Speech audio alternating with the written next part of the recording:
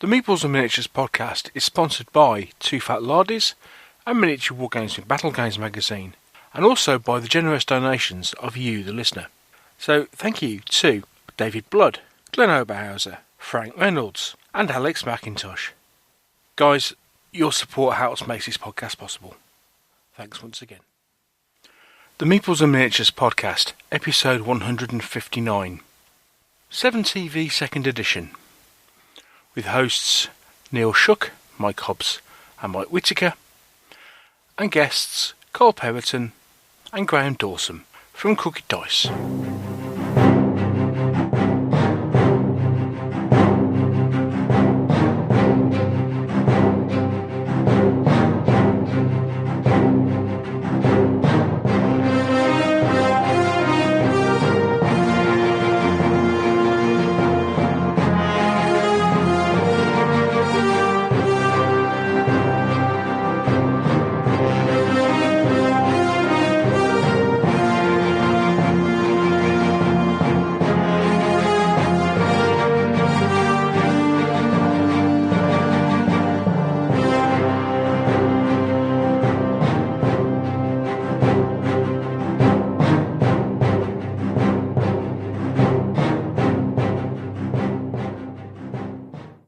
Hello and welcome to another episode of the Meeples and Miniatures podcast. I'm Neil Shuck, and on today's show I am joined by the Welsh wizard himself, Mr. Mike Hobbs. Oh, when are you going to stop calling me that? I'm sorry. I'm sorry. I think your public has spoken. It's kind of caught on. Ah, shit. Hi, everybody. Yeah, you just wait till I introduce Mr. Whitaker because he doesn't like his either. Yeah. Who was it? Was it Mervyn who suggested calling him Silverback? I believe it was. Mervyn, so that's hardly my public now, is it? Oh, of course, yes. You heard the tones of Mr. Whitaker, Mike Whitaker. Hello, Mike. Hello. So here we are, and I'm pleased to announce that we survived Herowood. And You didn't have much to do to survive it, mate. well, that's very true. I mean, as I say, probably more to the point, Mr. Whitaker survived Hereward, just about, maybe. Yeah, I freely admit that I did spend Sunday evening slumped in an armchair like a bit of a zombie, and I didn't actually play a game at the club on Monday night. I sort of sat and watched Ruben play Gates of Antares, I think. Oh, crikey, yes, because that's just more of that in a second, I think. More of that anon, yes. Yeah, indeed. But yes, we survived. Yeah, so obviously, rather scarily, I managed to get the show up only a couple of days after we recorded from Hereward, and thank you once again to everybody who came and chatted to us. It was nice actually having people to talk to as opposed to just sitting there on our own. So thank you to everyone. Like we usually do. Well, Yeah. quite, yes. So from putting your organiser's hat on yet again, Mr. Whitaker, how did it go? Well, we've had lots of very nice feedback from just about everybody who's passed comment. We've identified a few things we need to do slightly differently and better next year, like more signs around the venue, as it is a bit of a rabbit warren, and I think suffered a bit from the fact that we know our way around the Crescent, even if you guys don't. Hang on, it's a rabbit warren. It's 2 rooms with a linking corridor. Yeah, that's because you turned up at the right car park. Okay. Well, Okay. Why? Where's the other car parks then? If you wind up round the front in Sainsbury's, it's a bit difficult to get in. Oh. Yeah. Right, okay. And I'd like to apologise to the folks who did. We will have better signage and better directions on the flyers next year. The other thing we learned... Mind you, having said that, somebody did note that although you turned around to people on the website and said, don't park in Sainsbury's car park, someone did note that actually you did even post a steward in Sainsbury's car park. I have to say that was an accident. He got lost. Okay, so that's a fortuitous accident. Yeah, that's a fortuitous accident. Yes, thank you, Craig, if you're listening. He wasn't quite sure where we meant to put him, and he wound up round the front, which actually turned out quite fortuitously in the end. But it's all part of learning. The other key takeaway we did get is never ever pay Vistaprint full price for anything. Right. Okay. I think our first lot of flyers we paid them full price for, and ever since then we've basically survived on a diet of 40% off vouchers. Ah, right. Okay. So Vistaprint are quite like a few other companies I could mention, where you need to assume they will be having a sale for something at some point when you need it, because they probably will. Wargames Foundry spring to mind as an example. But right. we've and on the good side, we can afford to do it again next year. Even better. Yeah. As I say, that's always the thing. Did you? Yeah, yes. Did you actually break even? We broke even, pretty much almost to about a £5, which wasn't planned. Well, that's always a good thing, because I mean, obviously, who was it that turns around and says they give a show 3 years? Stuart from Colonel Bill's. Right, yeah. So the fact that you actually broke even on the day. Yeah. Well, no, I think that his comments more to do with getting footfall through the door. They're prepared to take a small bath in terms of not making that much of a profit for the amount of time they spend at the show for the first couple of years, while the show builds up goodwill and footfall. So I kind of like to think that we're doing all right on that score. Yeah. We do know we have a little bit more space available for next year, in that the smaller of the two rooms, the end wall is in fact screens, and if you take those away, there's about the same area again, which would allow us to get that little bit bigger. And there are some function rooms upstairs into which we could move the tournaments if we needed to. So we've got space to expand if we want to. There have been several people said they quite like the size and feel of the show. So I don't know, I know you always have aspirations of being a bit bigger, but it's an interesting question of how much bigger you want to go before you lose some of the feel. Yeah, it's always one of these things that sometimes you kind of think, you look at some shows and kind of think, at some point, did they just kind of get out a bit, just get that little bit out of hand? Yeah. I mean, potentially, you could even say that to Salute, couldn't you? It was like, it was a small club show that kind of got a bit out of hand. Yeah, it kept getting out of hand. Yeah. Places a frickin' barn will never fill it, as they say. Yes. To quote the Blues Brothers. I mean, that hall at the XL is just mental.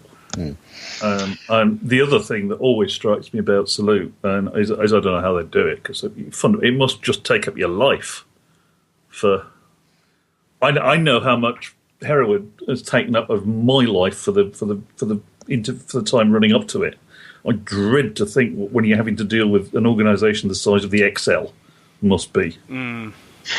Yeah, but I think by now they've probably got a whole committee just dedicated. Oh yeah, they got an organising committee several people just dedicated to running the show. All in all, though, I think we were quite happy, and for the benefit of folks who were there who are listening, I'd love to say a public thank you to the traders, the folks who put on games, and everybody who came through the door, because it's no show without them. It was really good. I've even booked my room for next year. What, already? Yeah. That was a mistake. You should do it through the Crescent. You'll get a discount. I got a pretty good discount through late rooms. Fair enough. So, Mike, next year, of course, the one thing that some people may not know is the fact that you're moving dates, aren't you, for Hereward next year? We're moving to Sunday the 4th of September, which is the date that, the first Sunday in September, which was the date the other partisan had, but they've now moved into August because they've changed venues from Callum Hall to the Newark Showground, where Hammerhead are. Yeah. And I happen to know there's a massive caravan show on at the Newark Showground on the first weekend in September, so that's probably going to be a permanent move for them, I would guess. Okay. Now, obviously, the reason Hereward was kind of where it was this year, and of course that in itself causes issues, because it's right in the middle of what is already quite a packed show schedule, isn't it? Because obviously it's the week before Crisis, and it was a couple of weeks after Colours, and you got, was it Fiasco? Yes, Fiasco in Leeds is last weekend in October. Okay, there's also Stand 2 in Darlington somewhere that end of the month as well. Right, okay. So so it's right in fact we've got quite a busy schedule, but at least from that side of things, it's in diverse parts of the country. Yeah. Now, obviously with moving to September, okay, it's a slightly more empty part of the calendar, but then you end up in a situation where you've got two shows taking place within 2 weeks of each other that are actually only about 50 miles apart. Yeah, fair. But you haven't seen the Ket Show calendar for 2016, have you? I must admit I haven't. Let's just say it was a bit of a nightmare. One of the reasons we got the week we got this year is there were 5 Sundays in November. Okay. So, and Crisis are always first Saturday. Right. And Reading are usually second or third weekend. And we got lucky because Crisis were therefore the 6th and we were the 1st. Next year, there's Reading, there's Leeds, there's Selweg, there's Stand 2, trying to fight over 4 weekends in October, compounded by the fact that some of them don't know which weekend they're on yet. And we wanted to pick a weekend such that we could announce a date at the show. And right. It was either that or slightly later in September, and we couldn't guarantee what was on, and we knew that Sunday was free. Okay. So yeah, it's not perfect, but it's a lot less not perfect than some of the choices we were otherwise resorting to, considering a date in the middle of October and crossing our fingers and praying that at least 2 other shows who we didn't feel it would be polite to tread on the toes of didn't decide to have that weekend, because one of them was the weekend that Selweg normally have, for example. It would have been, and yes, they were vacillating between dates, and they probably still are, but it would have been extremely rude of us to say, we'll have that date. Right. And then, well, apparently it would be extremely stupid of us, because given the choice between Selweg and us, most folks would go to Selweg, for example. And I'm sure, Reading, Leeds, this will be our second year. It's most of those shows, 4th, 5th, 6th, 7th, 20th. And, we're, at that point, it behoves us to be polite. Yeah. No, I just wondered, because, obviously it will be interesting to see whether that has any impact.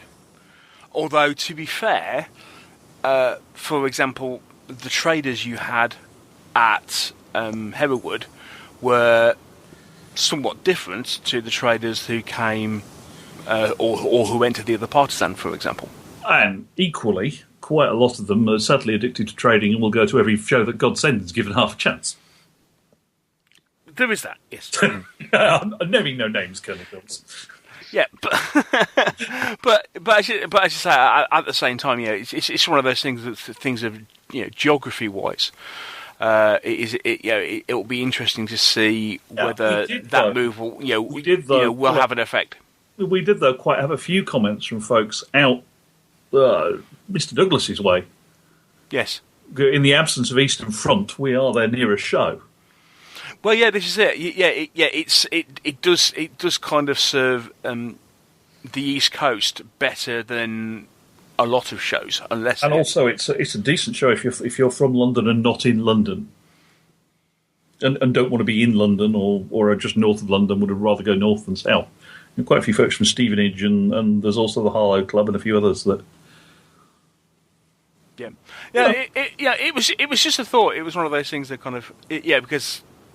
Although, I suppose Peterborough really is kind of east of East Midlands, sort of thing. But it was just a thought. Well, it is still a Midland show. No, I will say it wasn't an easy choice. Ruben and I, who's our secretary, spent quite a while tearing our hair out over it. And I think we eventually decided on the club Monday before the show, when we suddenly went, oh yeah. And literally, I dashed off a mail to our contact at the venue that night and said, could you book this for us if it's free, please? But I would not want anyone to go away from this conversation with the idea that we ever intend to tread on any other show's toes. If anybody listening to this feels that we have, or we might, before they moan, please let me know and we'll do what we can to sort it out for next time. No, it wasn't a case. No, as I say, from my point of view, I wasn't accusing you of stepping on toes. It was a case. I just wanted to have that out there, just in case anybody ever comes to the mistaken idea that we'd want to do that. Okay, but as I say, but that aside, as I say, really pleasant show, lovely venue. Yeah, lots of space. Still can't get over how light it was, but then I've probably spent more time in Callum Hall and the XL than any others, and they're both a bit dark. Yeah, it is, and that and Derby. Because not been to Derby, I gather it's a bit gloomy. Well, it seemed to be a bit better this year, but yeah, I mean, it suffers from the same problem that XL does. In the fact of, it's basically, for want of a better phrase, a big shed.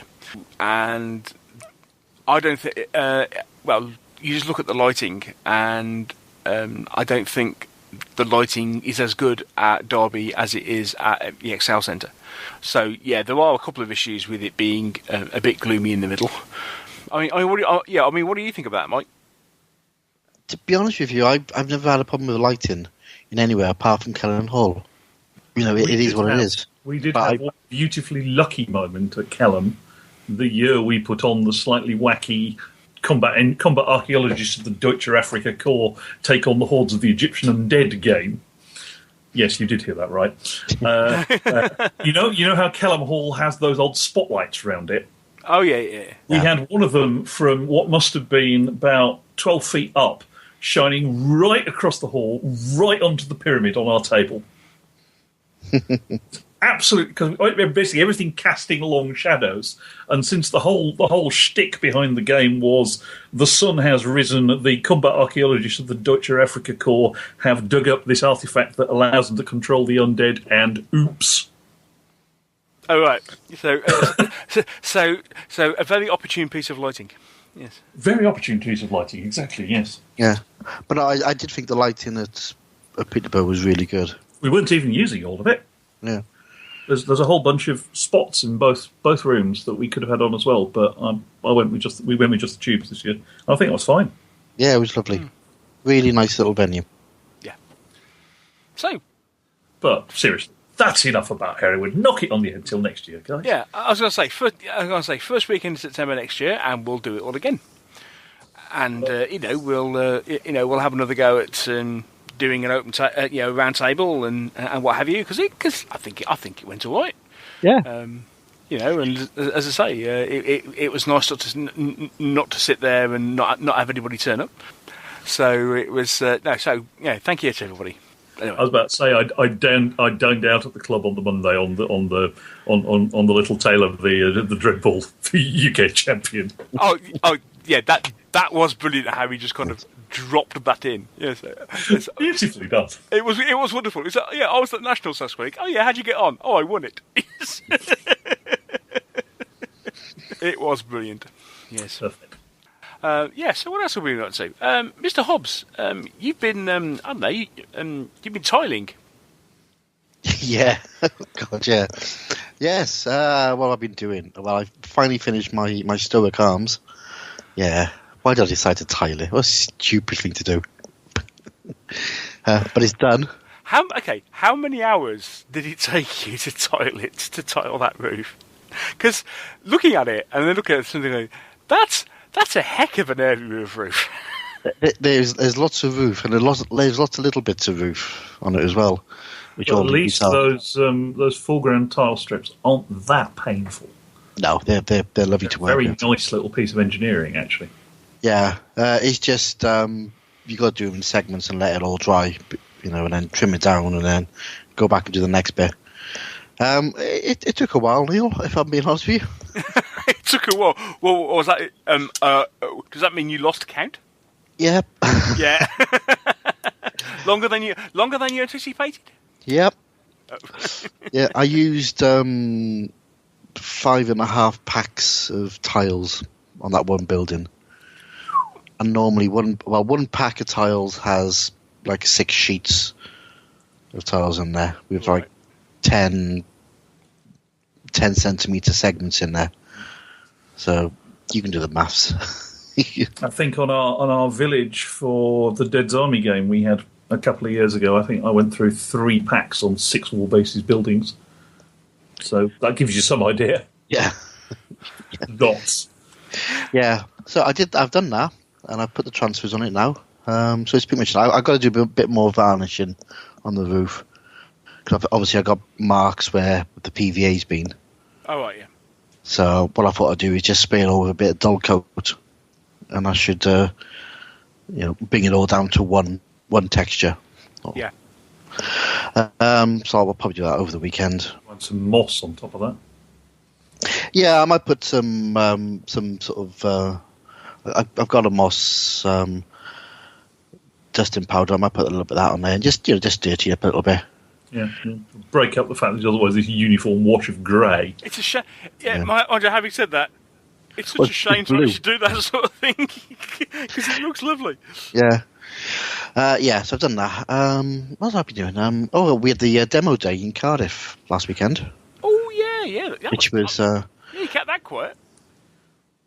Yeah, it was... I wasn't sure how big it was going to be. It started off as... about once or twice a year, Firestorm do these tabletop sales. So basically, they'll have a small bring and buy, but you can also just hire out a table. So you can hire out a 6x4 for about a £5 and sell your stuff. Right. Okay. So they do that. So they had about 20 odd tables sold, and then Andy, who's the sort of manager of the Battlefield section in Firestorm. So Battlefields is the Wargaming Centre, right, which is attached to Firestorm Games. So they're legally separate companies because Battlefields is a social club which has a license, and Firestorm is obviously a shop. Ah, right, okay, yeah. Aha. They're just in the same place. Yes. So Andy decided he wanted to do some demos. So he asked me to do Saga, and I went, yeah. So I'm on my way back from Peterborough. I picked up 2 armies for Saga from Darren, from Britain Beast. So I got Spanish and Moors. Because we do Saga demos using the Vikings and the Anglo-Danes. Yeah. But I thought it'd be nice to do something a bit different, so I got Spanish and Moors. Yeah, because I suppose you've done several Saga demos at Firestorm over the years, so I suppose it'd be a case of turning around and going, we'll just do something a bit different for it. Yeah, so it'd be nice to try the Crescent Across. So I did that. Quite unusual. It's quite different doing it with the later factions because they got more to them. Yeah. And so you explain a lot more rules. But in all, there was 13 demos going on. Oh, right. That's a few. Yeah, it was actually really good because there was a load of people just coming into the shop and obviously going for the bring and buy on the tabletop sale and everything, but stopping off to have some demos. So at the front there was me, there was Darryl, who's been on the show doing Iron Cross. Oh, okay. And next to on the other side of me we had the Otherworld boys. We had Wayne and Richard from Otherworld. So it was a bit of a Meeples get together, which was nice. And then behind me we had Hawk Wargames, a couple of guys doing Infinity, Malifaux. So which one of the Hawk Wargames were they doing? Were they doing? Were they doing Drop Zone? Drop Zone as opposed to Drop Ship. Yeah. Oh, right. Okay. That's a shame. Yeah. What else was there? There was loads. Relics was there doing. Tor. A guy was doing Relics by Tor. Yeah. Which I had a little look at. It looks very nice. And there was all sorts. So it says, and they had an early copy of the new Horus Heresy box game from GW. So they had that out, and they were going through the rules for that. And they had Armada, sort of Star Wars Armada, and it all sorts. So it was really a really good selection of games. But it was a nice idea getting all these people down just to demo games, because we were just told just demo. Don't let people just play. Your job is just show people how the rules mechanic work in 20 or 30 minutes, and get people interested in the games. And it was great fun. Oh, cool. So I managed to get a demo of Iron Cross. Okay, so now you got to play. What do you think of it? I quite liked it. I've got to say. Now, I did ask him about the smoke. Apparently you guys had an early version, and in the current version, which I think is about to go to printer, they've given you the option with smoke. You can either drop it on an area, or you can drop it on yourself and basically advance behind it. So you've got the two options. Right. Ah, okay. But yeah, no, it's quite unusual because you have these tokens. So I had it was a North Africa game. So I've got 10 tokens, and I'm sort of activating a few things, and Daryl's sort of jumping in when he can and trying to take over. But when you get down to about 5 tokens, you're thinking, hang on, I need to sort of end the turn here, or try and. So I sort of stop my phase and then give it to Daryl. He does a bit, and then he instantly gave it back over to me. So you almost get into this state where you're trying to force the other person to use all their tokens before you do. Yes, it's almost like, okay, it's your go, and then you're going to go, I'll spend 1 token and give it straight back to you. Pretty much, yeah. Yeah. You're trying to force your opponent into having to do stuff, which takes them quite a few tokens to do it. So I put a load of stress onto one tank and almost got it to blow up, knowing that he was going to have to spend 3 or 4 tokens to get that tank back up to any sort of form of use. So he was having to burn his tokens without doing much. So it enabled me to get a bit of an advance going. And then I had the last couple of tokens, so I could do a little attack, using those 2 activations. But then obviously you're in the state, then the stuff you're trying to activate, you've already activated once or twice. So it's a really clever little mechanic. And yeah, I liked it. Yeah, I mean, you were saying when we were discussing the sharp practice stuff that these games that actually give you a certain amount of resource management to do. And it's becoming there's a few of them around now. You were saying last time around that you actually really quite enjoy that. Yeah, I do. Any game that makes me think about what and give me choices, I love. Because for me, wargaming it's not just playing against your opponent; it's playing against the rules. So when you got a set of rules where everything moves, everything can fire, or whatever, I get a bit bored of that. Yeah. And I'd rather be forced to make decisions. Yeah. Well, I think what you ideally want is a rules mechanic that lets you make decisions, but doesn't sort of force you into unrealistic things by virtue of some contrived decision-making mechanic, which is where Chain of Command succeeds. It does, yeah, exactly. And to be honest with you, when I was playing the Iron Cross demo, using tanks supported with infantry was the way to go. So you were using proper. Scary. Yeah, I mean, you didn't have to. You could have just. I could have just activated tanks and had them run across the battlefield. But sooner or later, those tanks, you're going to run out of activations. Those tanks are going to be at the front, and suddenly they're going to get blown to pieces. Yeah, because one thing that was very noticeable that you let unsupported tanks get too close to your enemy infantry, and they're in real trouble. Yeah. So which, let's face it, is entirely prototypical. Oh, yeah. Quite, yes. So it very subtly makes you make the right decisions or use the right tactics, shall we say. So yeah, enjoyed that. Really enjoyed that. Had a little look at relics as well, and that looks quite nice. Yeah, because we were looking at that at Herowood, weren't we? Yeah. And I must admit, I was looking at it at UK Games Expo, kind of going, "Ooh, this looks interesting." Yeah, again, another nice little game. I suspect it helped at Hereward that John, who was running the demo, is the consummate salesman. Yeah. Actually, he didn't speak to us that much. Surprising, because he's very good at selling, demoing stuff. Well, I think the thing was we got there early. Yeah, right. But we were kind of looking and going, ooh, these are nice. And, yes, looking over the various figures and kind of going, I know nice. Ruben's shifted quite a few of the box sets that Tor sent him, so. But, it's fine.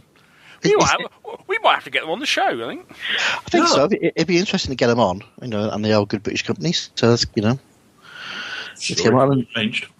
Yeah. So that was good. What else have I been doing? Shadows over Normandy's arrived. I had a big box stuffed full of cardboard. Blimey, that was a big box. It was a very big box. Yeah. Was that all Shadows over Normandy, or Shadows over Normandy, or did you kind of partake of a couple of the bits and pieces while you were at it? I may have got a few bits and bobs. As I was there. Yeah. Okay, but even so, yeah, that, as you say, that was a big box of cardboard. Yeah, I mean, it was. It wasn't full. There was a lot of packing. They basically they put a lot of packing around the boxes. So, but yeah, I got the box sets. Pegasus Bridge campaign was in there. Oh yeah, okay, yeah. Nice. Yeah, unfortunately, part of they put 2 books in there. Right? One is called Campaign Guide, and the other one is called Scenarios. And the Scenarios one was in French. So I sort of went on and going, "You've messed up here, guys. You sent me one British one, so one English one and one French one." And they went, "No, they're actually the same book." I said, "Well, why aren't they called the same? Why are they both called Scenarios? Why is one?" Because. But excuse me, Mike. I have to ask this question: did the pictures not give it away? Well, the thing is, I sort of flicked open. What happened was, I flicked open the French one. Well, the French one is obviously French because it's got a great big French flag at the front of it, and scenario is written in French with a little umlauty thing, No, a little accent. Sorry. Little accent, and I sort of flicked it open. Yeah, that's in French. But through the other side, open up the campaign book, which is in English. Yes. Unfortunately, the second page of that was in French as well. Didn't the fact the covers were identical, bar the flag, give you a little bit of a clue? Hang on. No. You're making an assumption there. Were the covers the same? That's a good point. I can't remember if they are. Yeah, I think they're the same sort of logo on them. But one had the big lettering saying campaign guide, and the other one had scenarios in French on it. Scenario. Yeah, which maybe means campaign guide in French. Anyway, but yeah, unfortunately, when in the British version, the English version, shall I say, the second page of that is in French. So they've had to do a PDF that you can get and paste into the book. Oh right, so basically it's a chain of command page 16 job. Yeah, it's one of those. Yeah, they're going to get the glue out. You had to go there, didn't you? Yeah. But luckily they've got the second edition out now, Mike, which is fixed that. Indeed. Yeah, but no, so that's all arrived, and I got loads and Cthulhu greatness and fantastic things and zombies and everything you really want. Been quite a month for boxes arriving, I think, isn't it? Yeah, there's been a few Kickstarters. I'm still waiting for my All Quiet on the Martian Front to turn up. Yes, indeed, yes. Yes, Alien Dungeon, if you're listening, yeah. Fuck off. Dungeon Saga has turned up. Oh, right, okay. With an almighty thump on the door, on the letterbox, given that the box is pretty much up to the height of my desktop, at least looks like it, and 2 very pretty sort of mighty tome of magic styled books with all book type boxes with most of the stuff in it. Oh yeah, they're lovely. They are really nice. Yeah. They've been touring around the shows with those, and another to be said, box with some more of the Kickstarter extras in it, including a dragon which must be 10 inches across the wings. Oh yeah, that is well tasty. I think if people saw my photos from the UK Games Expo, I had one of those sat in my hand. And, it's I believe the same. It's the same casting. Well, the same Restic casting that they're using in the King's War Elf Army for the Lord riding the dragon. It's the same dragon, I think. Oh, cool! So it's freaking huge. It's very nice. Kingdom Death Monster finally turned up. Crikey, that's... I did notice there was a couple of people tweeting about it. I mean, you've been waiting for that for how long? Well, I have here my Kickstarter page. Shall we have a look, boys and girls? Go on, then. Quite expensive and embarrassing reading. Let's do this, shall we? Kingdom Death Monster. November... pledged... I don't believe that for a minute. Well, it was estimated delivery November 2013. Oh, right, okay. Sure. Pledged January the 7th, 2013. So, yeah, 2.5 years. So almost 3, mate. I say 2.5 years is being a bit generous. All right, yeah, true indeed. Almost 3, as you so rightly say. But okay. So it's taken almost 3 years to finally get to the point where you got it. What's it like? I don't know. I haven't had time to open it yet. I've been running a Wargames show. You are joking. Seriously, I have not had time to open it. It's sitting in the same pile as the Great War box, which tells you how long I've been busy. Hang on. So what you're telling me is that you may have just about opened the dungeons. Well, I had to because it turned up. Well, the wife was here and she wanted to know what's in the box. Okay. What? That's a big box. What's in that box? Yes. Oh, nothing. Fortunately, Annie's as you guys have now met her, so you'll know she is a D&D gamer, so she was quite taken by that. Oh, D&D. Oh, yeah. Oh, sold then. Absolutely sold. Yes. I haven't mentioned that Conan and Blood Rage are turning up at some point. What else? I pledged for the Great War expansion. For those who haven't seen it. Yeah, that was. That ended up being quite a good deal in the end, didn't it? It did, yeah. I only went for the basic level just to get some tanks. Well, yeah, but it was a case of so did I. But I mean, having said that, I remembered to use my as Will was touting about using your using the voucher that you got in the original one. So what in the box I haven't opened yet? No. Yeah, the voucher isn't there. It was a virtual voucher. Oh, right. Oh, right, so you're telling me you didn't use it? No. Because what Will was basically saying is that, tell you what, if you use the voucher and put in the comments, you're obviously far too busy doing this show, because what Will said was that if you did, basically it would mean that use the voucher, put what Kickstarter number you were from from the original Kickstarter in the comments, and basically you'll end up getting the Whippets box for a £5. I must have missed that. So yeah. Well. But yeah, that was a good deal because you ended up getting it was 4 free tanks, wasn't it? Something like that, yeah. 4 free tanks, and we got the plastic artillery template. The one that on legs, you get an artillery template that's coming on legs because in the original game you get this artillery template which you use a lot of, but doesn't actually fit on the table. Yeah. Yeah. So I did also pledge a couple more things. I hadn't been entirely while running the show. Did anybody see the Dark Ages Outpost Kickstarter? That was the plastic scenery thing. Yeah. Wasn't it? Yeah. Given the amount of Ducks Brit that Mr. Andy Hawes and I have got to catch up on, it looked like quite a nice deal. They're quite nice looking pieces. I suspect that they will need some painting because they won't work unpainted, but they look all right.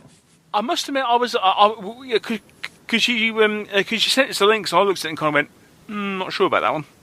But yeah, I mean, as I say, very much open to see that in the flesh and kind of go, ooh, that's nice. And one other that's actually still open for those of you who do fantasy, the guys from, what are they called? Rich Chapel from, is it Dead World? I don't know them. Dead World. Is that the one that Tim Prowse doing the sculpting for? I'm not sure. You'll. Dead World. Dead Earth. Dead Earth. Oh no, Dead Earth. They're doing a little range of 28mm fantasy war bears and stag riders. Their promo art is absolutely gorgeous, and the couple of example figures look really pretty as well. They've got war bears stag riders. So what are these? These are basically fantasy cavalry. Okay, yeah. So who's riding them? You've got the two demo figures they've got are a guy in armor riding a bear, and a female warrior who could pass for an elf quite easily and will be in my Kings of War army, riding a stag wielding a spear. Oh, cool. And they are very, very pretty. They're lovely looking sculpts. And if you just want something different in a fantasy army, or if Frostgrave had cavalry rules, the stag riders would be amazing. Yeah, you can have them as reindeer. Yeah, exactly. But they are quite lovely. As of time of recording, they've got a little bit. They've got 2.5 weeks to go.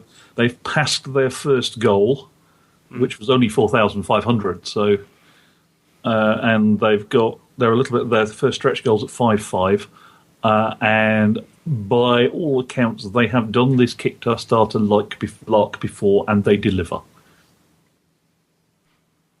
Cool. So I shall have some very, very pretty stag riders for my Kings of War Elf army sometime early next year with a bit of luck. Right, okay, so basically you've been heavily into buying stuff for review. To put it that way, if you like, yes. Good man. Well, somebody else does, so why shouldn't you be any different? No, quite. So I'll make sure the link for that one gets in the show notes, because I think it deserves a bit more of a plug. It's very, very nice. Cool. Meanwhile, in the meantime, I've just been busy avoiding painting infantry. You have been. You've done a fine job doing that. So how's the painting going now? How's the painting go? Well, actually, I mean, I know we've talked about it off air, but I had a couple of vague painting disasters, which I don't think I've talked about on air, but people who follow Twitter and various other bits and pieces will have kind of heard about. Suffice it to say, it was my fault. Pardon? It was my fault. It was your fault. It was all your fault for turning around and saying, "Spray them, don't paint them." Yeah, yes, spray your infantry. It'll save time. Honest. Yeah.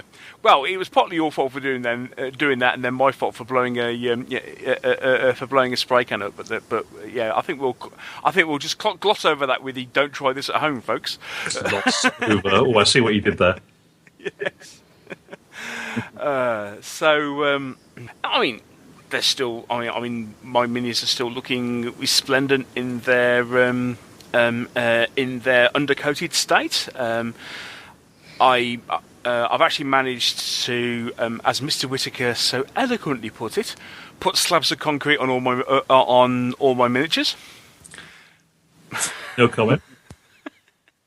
As in, I'm one of the school of people who happen to like basing their vehicles. You subscribe to the basing vehicles heresy?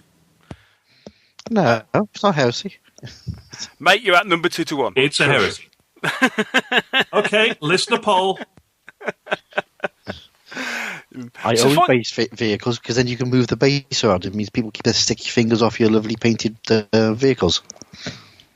Theory has it. Yes. Yeah. Plus, it brings them up to the same level as your infantry. What was the phrase? Oh, sorry, Mike. Was that what I was supposed to be doing? Yes. Yeah. One of the reasons I based them was basically so that everything was in keeping with each other, because I bought a whole load of Forged in Battle, which don't give you the choice. All their vehicles are based. And is why I won't buy Forged in Battle. Yeah, thank you, Mr. Whitaker. Yeah, I think. What's the phrase? You've made your point. Yeah. And to be fair, especially on some of, things like a couple of the trucks and various other bits and pieces where they ride high on their chassis. It does look a bit weird because they just basically block in the resin underneath, and so you've got to paint in. Well, you got to paint it black or whatever. It looks a bit strange. So yeah, I will give you that. On mostly standard vehicles, doesn't look too bad.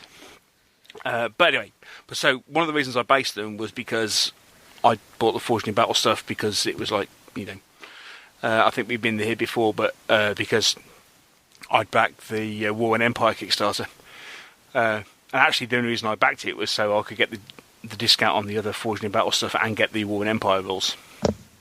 But they very kindly said, okay, back this and you get a discount on all the Forged in Battle stuff as part of being a Kickstarter backer. And I kind of went, well, at the time I was wanting to buy the odd vehicle or two for doing Chain of Command. And if people have seen my vehicle park, I have bought the odd vehicle or two or three. Yeah. Or 4. Yes. looking at them filling the entire base of two 4-litre. What do you call those boxes that everybody uses now? Really useful boxes. Really useful boxes. Yes. We should get them on the show, if only to try and convince them to make a few more inserts for boxes that fit certain standard base sizes. Yes, it would be nice. It would be nice. But yes, really useful boxes. So I've based them. Everything's resplendent in undercoating, and then I kind of got distracted. Painting terrain again. So I've got 3 resplendent little buildings. Two little buildings and one quite large building from Tiger Terrain, which very, very nice resin buildings from Tiger Terrain. I've got a couple of they do a little shop and a house. I've painted it all up and everything. Oh, and thank you to everybody who made suggestions on how I should paint the windows. Because I got to the point, I went, how the heck do I paint these? Because the Nadrovitz ones basically come with these nice little clear plastic window frames that you just stick in. So they look like windows, as opposed to the Tiger Terrain ones, which come with they're window frames, but they're solid window. They've got solid windows in, so you have to actually paint them. And it's like, okay, so how do you paint them? Blue. Well, yeah, some people get blue and yeah, but it's like I was walking down. I ended up just like walking down the road the other day and people must have thought I was weird because I was like looking in people's houses, But I was actually looking at the windows, kind of, what colour is that? It doesn't matter what colour it is. You just do a representation and just. The problem is that windows tend to reflect. What you see in a window is actually a reflection of what's outside. Yeah. Which is why they tend to look blue, because you're usually slightly below them. Mm. Yes, or they look white because they've got net curtains behind them. Yeah. Or you paint them black. Just do a dark colour and just do a. So does your Opal Blitz have net curtains? Yeah, well. Basically, what I've done is several people suggested paint them either a very dark grey or black, and then gloss coat them, and so I've done that, and they look great. Yeah. So thank you to everybody who's given me that advice, and as I say, no, the Tiger Terrain stuff was brilliant, and it would have been even better. As again, I don't know if I've told this story. No, I think I don't know if I told this. I can't remember. It gets to that point where we've actually recorded several podcasts in a row, and I can't remember. I don't think I've told this story on air again. Where I did make one slightly fatal mistake while gluing my Tiger Terrain Town Hall together. It's a lovely building, absolutely lovely building, but it comes in 3 pieces. You have a ground floor, you have a first floor, and then you have the roof. Now, the first floor comes with a removable floor anyway that just slots in, so you don't need to have the first floor separate from the ground floor. So I thought, okay, well, the best thing to actually do here is actually just glue the first floor on. So glue it on, and then we'll paint it all together and what have you, and then we can just drop the first floor in, and it's great, wonderful. And then I was gluing it together, and as I glued it, I'm sort of looking at it, thinking, this doesn't quite look right. What's wrong? What's wrong with it? And then it dawned on me that I happened to have glued the first floor to the ground floor, but the first floor was upside down. Oops. At which point I kind of went, oh no, and then attempted to pull it apart.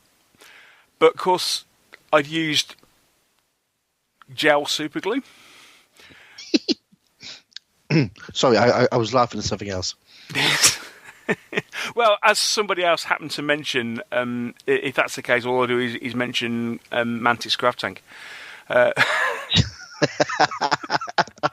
Touché, sir. Touché. Touché. Just had to go there, didn't you? Well, put it this way: I only superglued mine, and as Mike Mike Whitaker talked to me just immediately after I'd because we were doing something or other, and he talked to me immediately after I'd just done it, because I just spent the next half an hour with a model knife chiseling the two halves apart again, and I did it without breaking the model, which amazed me.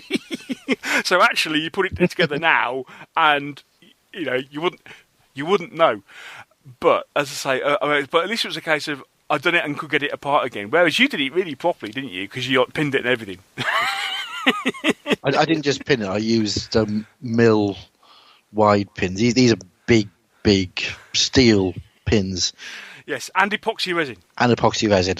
Yeah, so that wasn't coming apart. Oh no, I purposely did it not to come. And then even better, I left it for a night before I realised I put it on upside down.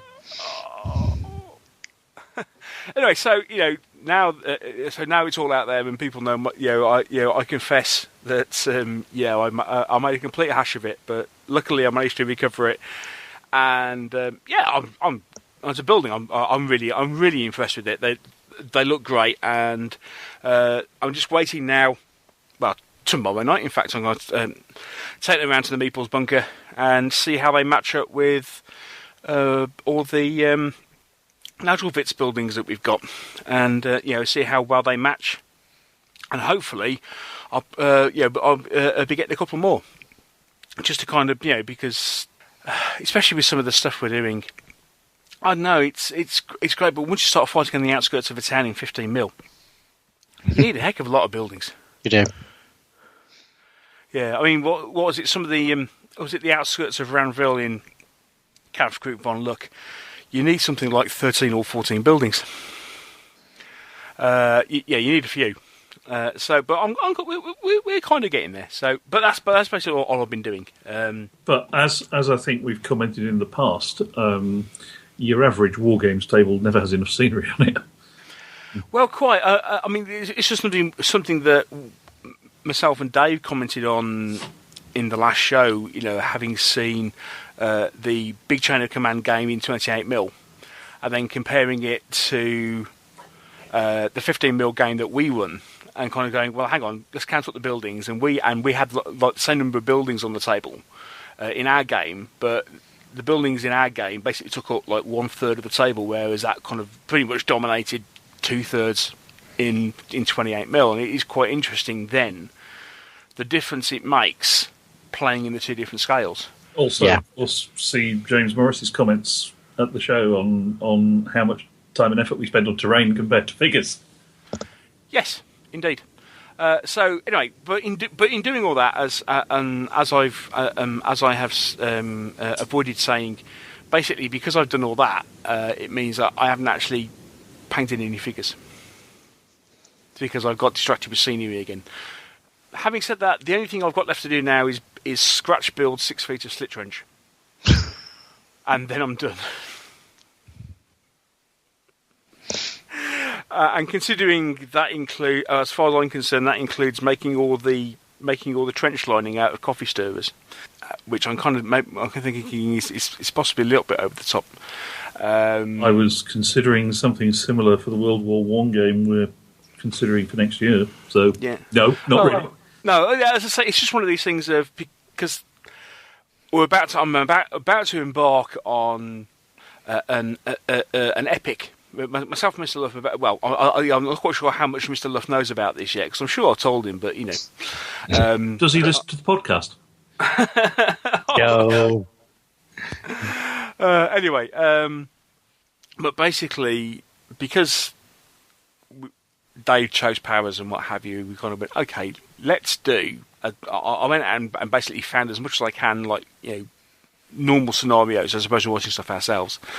Scenarios about 6th Airborne, and especially looking at like D-Day, for example. And essentially, I've come up with, I think it's 20. It's 2 books which contain about 22 scenarios between them, which is Red Devils in the Night, which is the scenario book that was originally Battleground World War II, actually. So that's actually, I suppose, a little bit low level for chain of command, although it does go up to platoon sort of size. But actually, on a lot of the scenarios, you're dealing with under a platoon. And then you've got Red Devils in the Night. You've got Red Devils on the Orne. I think it's Red Devils on the Orne, which is a skirmish campaigns book. which deals with stuff basically later in the day. And then in between those two, you've got Kampfgruppe von Luck. Because Red Devils in the Night goes from, on the first scenario is Pegasus Bridge. And then it goes to, the last scenario is Kampfgruppe von Luck turn up to Bionville. And then you got the Kampfgruppe von Luck campaign guide, or point-sized campaign book from Two Fat Lardies. So, but basically, you put all that together, and that's like, I don't know, 9 months worth of gaming, I think.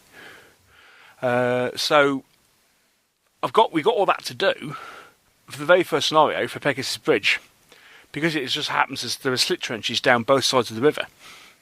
We haven't got any slit trenches, and considering how we've done our boards and the way we've made our boards, just kind of putting felt down for slit trenches, it just won't look right. No, it just won't be right.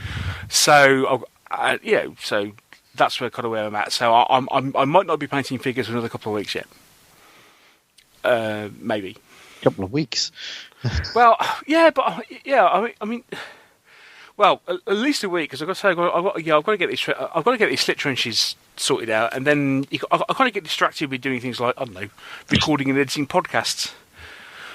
Yeah, you've caught up on those now, and you've almost done your next article. Oh, right, so you're trying to take away all my excuses, are you, Mike? Is that what you're saying? Now's your time, Maitland. Indeed. So I mean, doing loads of stuff, but just not painting figures. The one thing I love about playing Germans. Yeah, go on. The one thing I love about playing Germans, other than losing, is the fact that you get all these. You get all these weird and wonderful vehicles that they turn up. So you got loads of different vehicle variants, and loads of different bits and pieces. You don't have to buy them all. I say the one thing I hate about playing Germans is also that you will have all these different vehicle variants. Particularly a couple of the Lardy's pint-sized campaign books where you open them and go, okay, I don't think anybody makes those in 28mm just yet. Well, quite, yeah. I mean, is it Kampfgruppe von Luck, or is it the other one that has the random collection of assorted French half-tracks and the 15cm Lorraine Schlepper and a few other things, which are actually not that hard to get in 15mm from Battlefront or Forged in Battle, but God help you if you want them in 28.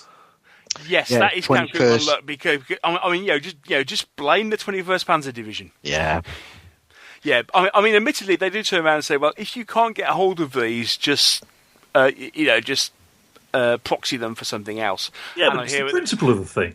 I was going to say, at this point, I hear several wargamers' heart stopping and kind of going, oh, you can't do that. I must admit, I'm going to. Although I do have a couple of Lorraine Schleppers for that particular campaign, I'm thinking of proxying. I'm pretty sure I'm going to proxy my 304s with 251s.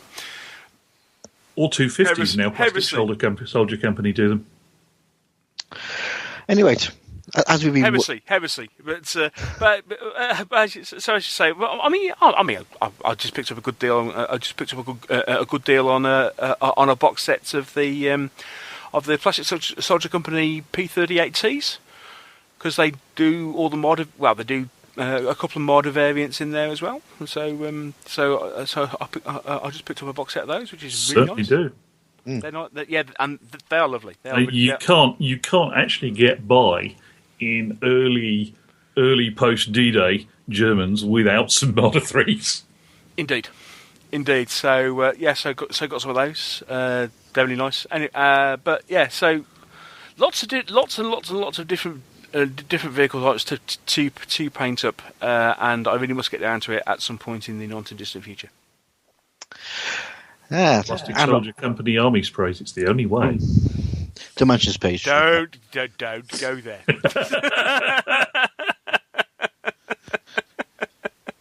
You went there. Yes, you went. I don't know what your problem was. Well,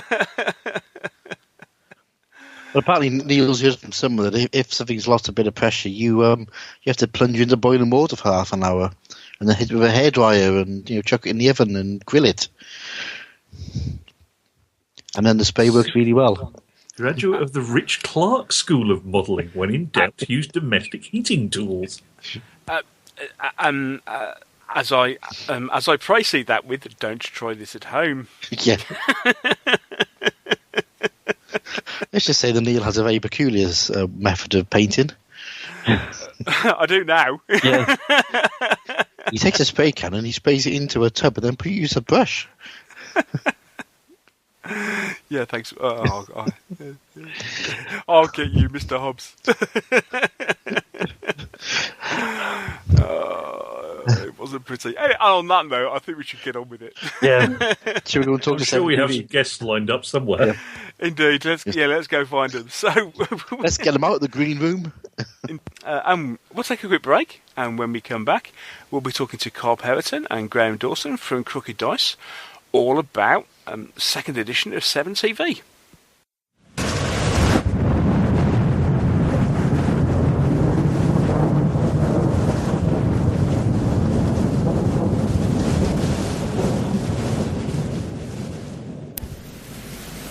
The eagles have gone.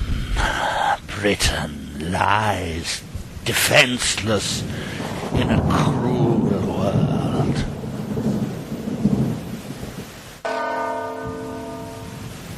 Since the birth of our Lord, it has been 456 years.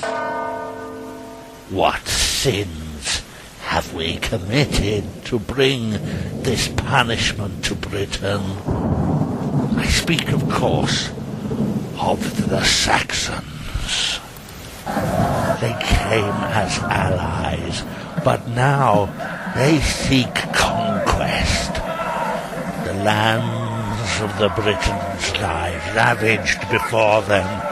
Blood runs red in our island. We need a leader to stand against them. We need a man to bring together the Britons in common cause. We seek a Dux Britanniarum.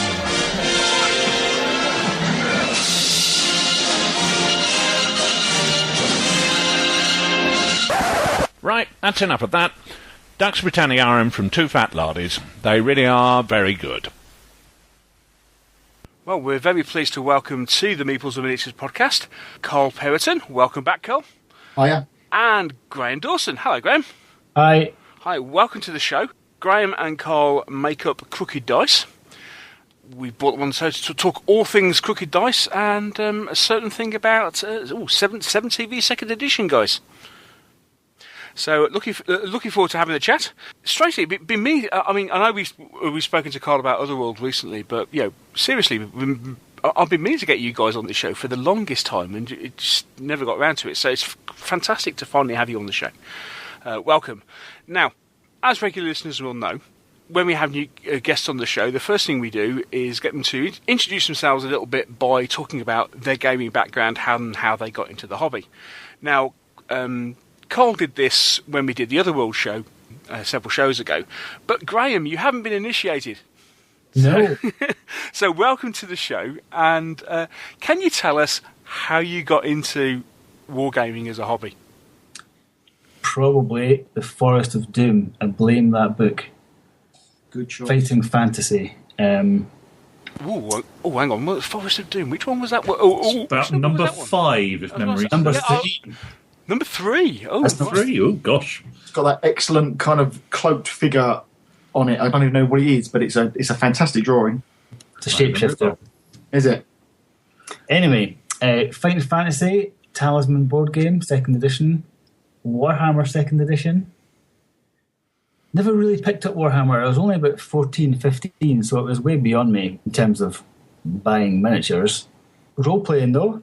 D&D, Star Frontiers. Star Frontiers. Oh, yes. Yeah, there was a system, wasn't there? Yeah. Yeah, Flying Monkeys. Yeah. Yeah. And then picked up Battletech. Played with that for quite a long time. Oh, Started wargaming going on, but there was still a lot of role-playing going on at that point. I used to run a shop which did a lot of different things. Started playing Magic, more role-playing. Eventually picked up 40k and Fantasy Battle. Mm-hmm. Did a lot of Games Workshop for a while before ditching that. I was ill for a while, and then I decided to have a go at writing a game. I'd always dabbled, so I did the Doctor Who miniatures game, which is up on the website free. It's a sort of just because I just wanted to. I met Karl through that. Now I'm mostly... I'll play that sometimes, do play 7TV and play War Machine. That's where I am now. All right, so what factions do you play in War Machine then? I've got Legion, Men of the North, Mercenaries, and Trolls. Cool. And how big is your army and how big is your lead pile? I've got about 100 points of everything, give or take. My lead pile is not too big. I've been quite brutal in deliberately getting rid of stuff that I thought I'm never going to get round to. It's quite sensible, I think. I do have a box in the cupboard of Epic 40,000, a lot of bits. Oh, hello. Hang on. Sorry. Mike, wake up. That'll pique Hobbs' interest. I gotta say, Mike, you mentioned Epic. You have a friend. So I'm under pressure. I'm under pressure not to have too much stuff. So I really don't have a huge pile, and I'm very careful when I go to shows to be quite conservative in what I buy. So I've got to ask, and anybody who's read my blog will know why. Did the clan technology ruin BattleTech for you too? Yes. I like this man. Although I think the game system was against it for a start. I think having what 2 to half a dozen mechs, all of which were recorded in immense detail, all the damage and locations. It was just a bit. I prefer systems which take a step back a little bit and maybe not take it as stripped down as Epic, but I just thought that was just a bit too much record keeping. And it was really a board game, not a war game, wasn't it? Yes. Yeah, we eventually did it as a war game. We scenaried it all up, and we did it with tape measures and stuff in the end because we were just going that direction.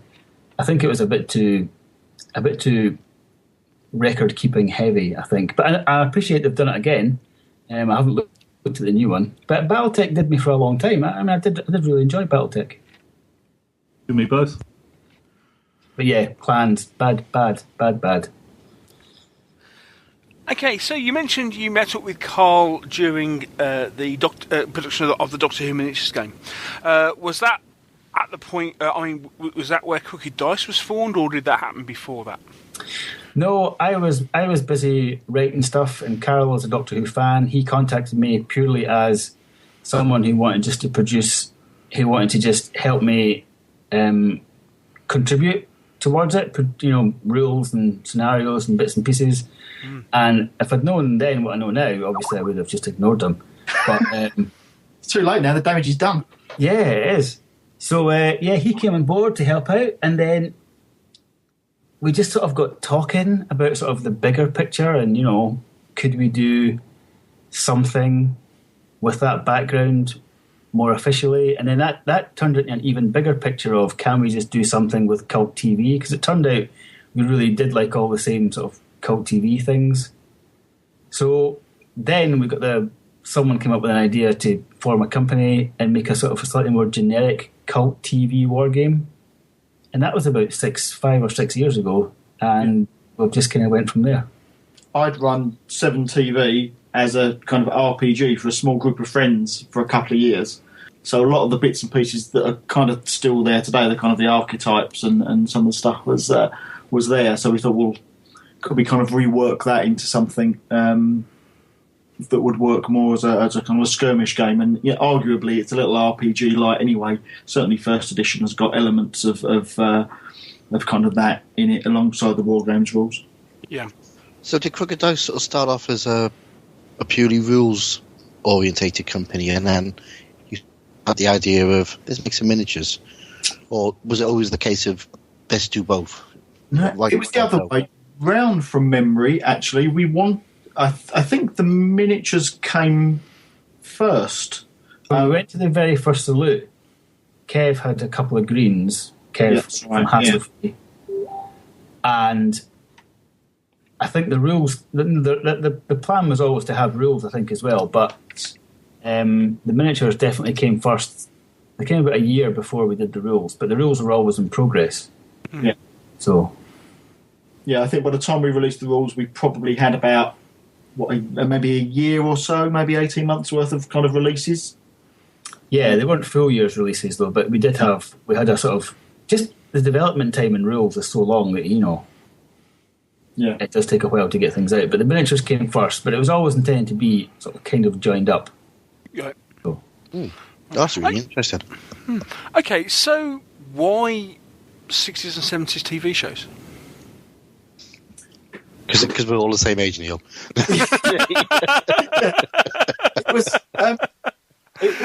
It was easy shorthand. You can refer to kind of a character in broad brushstrokes, and everybody kind of knows what you mean by a flamboyant agent, or a kind of tough detective. So it's not like you have to have a massive amount of background with a brand new system where you're kind of explaining the ins and out of what the kind of social structure or anything is. That's kind of already there, painted in quite broad strokes behind you. And we just thought it was quite a nice idea it's a skirmish game at its heart, but it's just we use some terms which are a little bit kind of TV related to kind of refer to, rather than a war band, you've got a cast. And rather than a champion, you've got a star. It was quite easy, and it kind of wrote itself. Yeah, and I suppose especially with, obviously we'll come into this later, but especially how you kind of essentially have a mini campaign, which is an episode, and you have all the little different scenes that fits into it, don't you? Yeah, that's the idea. Yeah. It's kind of, rather than a campaign story, it just happens to be that, that could be potentially televised, and you just break it down into its little parts of the story. Once you've got your lexicon, it all sort of falls out in the wash, really, doesn't it? Yeah, it kind of did. As I say, it sort of wrote itself. It wasn't particularly difficult. We've argued about particular terms here and there just so it's clear, but I can't say it was particularly hard work. So taking this back a little bit, assuming that we got people listening who don't know anything at all about 7TV or Crooked Dice, if we had to sort of describe 7TV, which was the first set of rules you came out with, really, wasn't it, as a company, how would you describe them to somebody who's never played them or picked them up at all? Just the sort of background of the game. I would say it's a skirmish game for 6 to 16 models. It's spy-fi, so we're talking James Bond, The Avengers, Doctor Who, Sapphire and Steel, The Prisoner, all of that kind of thing. The Champions, Danger Man.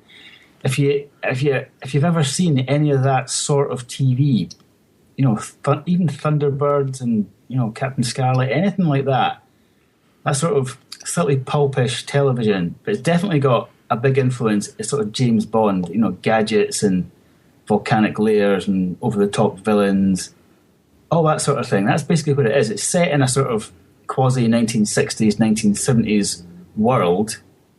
The exact time is never really mentioned, but it's, that sort of Austin Powers-y sort of feel to it.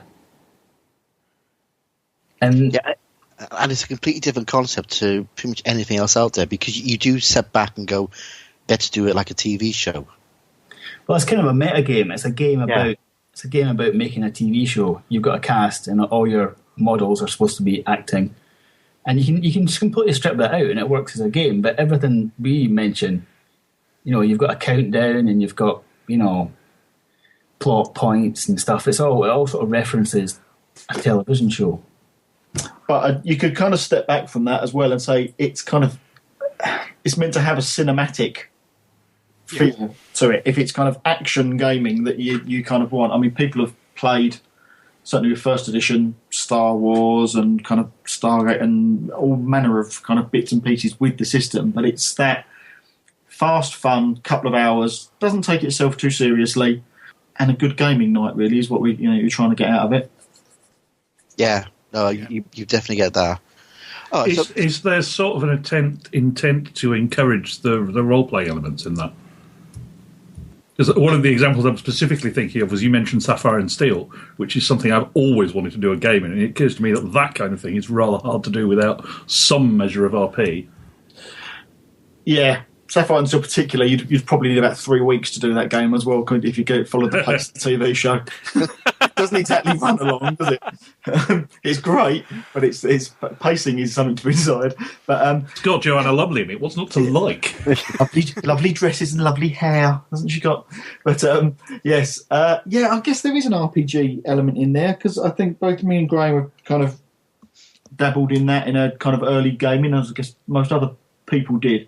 So there's an element of that there, but it's a skirmish game. But anyone worth their salt can quote a few kind of James Bond villain lines here and there. So I think you could probably embellish while still keeping it as a straight skirmish game if you wanted to. But yeah, I think we've tried to weave bits of those elements in there for a kind of an RPG-like feel.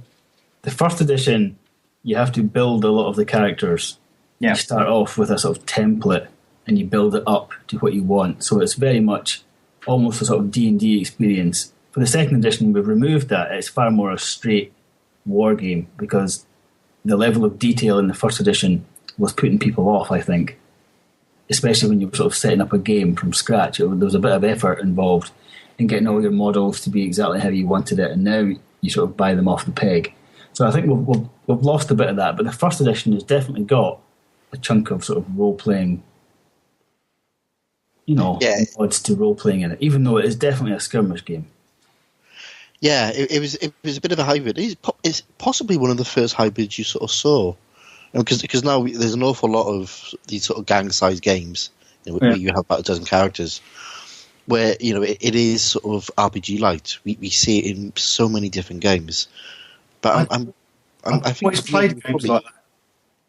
That's always the type of game I've played and been attracted to. I wasn't a particularly good role player and I wasn't a particularly good war gamer, but you put the two together and it made it a bit easier. The line's been getting finer as you go along. I mean, if you look at 4th edition D&D, that's pretty much a war game with role-playing elements these days. Oh, yeah. That's absolutely straight down the middle, isn't it? Which really, some people, a lot of the core D&D people absolutely hated it. I'm still playing the version of First crossed with Second that I carry in my head, so... That is hardcore. Yeah. I don't think you get better than 2nd edition. Yeah. Okay, so that was sort of 7 TV, and that came out, 5-6 years ago? About 5 now, I guess. Yeah, it must be. Yeah. And you're really good because you always followed up your games with lots of sort of summer specials and extra sort of add-ons and stuff which come out and keep people interested. But then you followed up with 7 Zombie TV 7. How do you pronounce it? Well, we just say Zombie TV, to be honest with you. We put the 7 in there at the beginning, and it's confused people ever since. Yeah. Yeah. So you just had. I mean, well, I suppose, especially at the time, zombies are a bit flavour of the month. So I suppose you just had to come out with a zombie version, didn't you?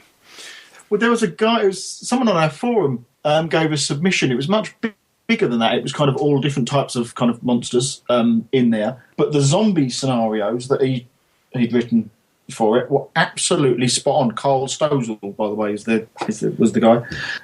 And we both really, really liked it and thought this could kind of really work. So yeah, we had Zombie TV coming off the back of that, and then further down the line, 7th Voyage, which is kind of an ode to Ray Harryhausen, really. So it's kind of mythic fantasy, your stop motion kind of affair. Oh right, so the intimation when it was first launched, it was like it was very. It was very kind of Sinbad and all that sort of thing, but it's definitely aimed at the Ray Harryhausen era of film, yeah. Absolutely, yeah. I can watch them now with wonder and then think they're great. So it's Sinbad and Jason and the Argonauts and all of that kind of mythic fantasy stuff. We followed up with a kind of a Greek supplement, and then a kind of European myth which had Beowulf and Arthurian legend and Robin Hood in there as well. So again, always with an eye on the kind of cinematic kind of action in there. So it's always kind of been inspired by kind of films, I guess. All right, so basically what you're telling me is that if I wanted to game Robin of Sherwood, I really should be looking at Seventh Voyage to do it then. Yes, the ones from Future Supplement, only £5. Nicely done, by the way. Nice. But I'm impressed. If there's a film or something that you've seen, you can pretty much play it with the system. Absolutely honest with you, it's that cinematic kind of action style and action gaming that is at its heart, I think. Yeah. Now, obviously, although you've been busy producing rules, at the same time you've been hugely busy producing what has turned into a somewhat substantial range of miniatures. So, what sort of things does I'm sure most people now, if you think Cookie Dice, people, I think your miniatures are becoming really well known simply because they are so nice. But what sort of ranges do your figures cover? Well, I think recently we're trying to get them to align to our rules, and our rules, obviously, we have to be quite careful because the rules should allow us to do the miniatures we want, and the miniatures have to sort of tie into the rules. But we fairly unashamedly look at things off the television and think, we could make that into this character, or we could, just make this miniature and whatever. And we're quite unashamedly, that's why we started, because we liked all this TV, and we wanted the TV to be available on a table. So we fairly unashamedly draw inspiration from quite a wide range of places. We do a lot of stuff, original stuff as well. It's just sort of balancing the two. But inevitably now we're trying to just make sure that it's all tied together with the rules. They have a certain retro vibe to them, don't they? Yes. I must admit, guys, whenever I think of 70 being Cookie Dice, the first thing that always springs to mind with me was the game you brought to Salute with basically the set that was inspired by the volcano base from You Only Live Twice. Yeah.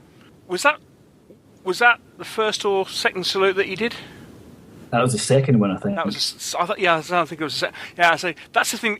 Whenever because that was just absolutely brilliant because it was all there, and you had to look around and go, oh yeah, there's that bit and there's that bit, and it was just absolutely brilliant. A lot of thanks needs to go to Paul Smith, who is overlord on a lot of forums in there, who kind of scratch built that first one. I inspired me to kind of do a copy of it, but that was pretty much all him, the missile, the gantry, everything. And we almost built the game and the scenario around what he'd built. Shark Tank as included. Yeah, because you were running two games side by side, weren't you? And if I remember rightly, we try to give a good spread at Salute if we can. And yeah, we run kind of. I say, keeping yourselves busy. Yeah. Graham tells me off every year because I'm a bit of a terrain nut, and I try to bring something kind of new along or something that people haven't seen for a while. So. But maybe a couple more offerings this year, hopefully. Okay, so we've spoken about sort of the product you got going, the rules and the miniatures and all that. Second edition 7TV is now due to come out. We know that the game size, you're looking at about 6 to 16 figures. We know the background. What do you think is the major differences in this edition? What have you tried to do in this new edition of the game? We had a huge list of wants, and I think we've actually done them. We needed it to be simpler and much quicker to set up. We had a few concepts which were kind of duplicated in the original game, so we decided to sort of combine these into sort of single rules, where previously we may have had two rules. We wanted to put it on cards. I'm a big fan of things on cards. All the information's on the front, it's all on the back, you've got it right in front of you. We needed that to happen. That drove a few things. In the previous version of the game, you would buy a model and you could choose what weapon you wanted, if he had a hat on, what colour his pants were. all of this, and because we put things on cards, things had to go to a fixed profile, therefore it became simpler. We reduced all the numbers. Previously, you might make up a cast with, say, 250 ratings. Now you can make one up with 25 or 40, so the numbers have all got smaller. You've got less options. You just pick your models, choose your cards, there you go. So that was the main things we wanted to do, was just make it simpler and make the sort of barriers to entry, just to lose all that totally, and then people could just pick their stuff, put it on the table and play the game. So you've almost come down the route of having specific miniatures from the range with their specific cards. So all of their stats. When we did the first one 5 years ago, we didn't have most of the miniatures. And now we've got a lot of them, or they're in production. We can sort of marry the two things up in a much more sensible way. So we've got the model, so let's produce the profile. Or if we're producing the profile in the book, let's get the model green-lighted for production. So it's a bit more joined up this time. Okay, so let's talk about how you would put together your faction, your cast, as you call them.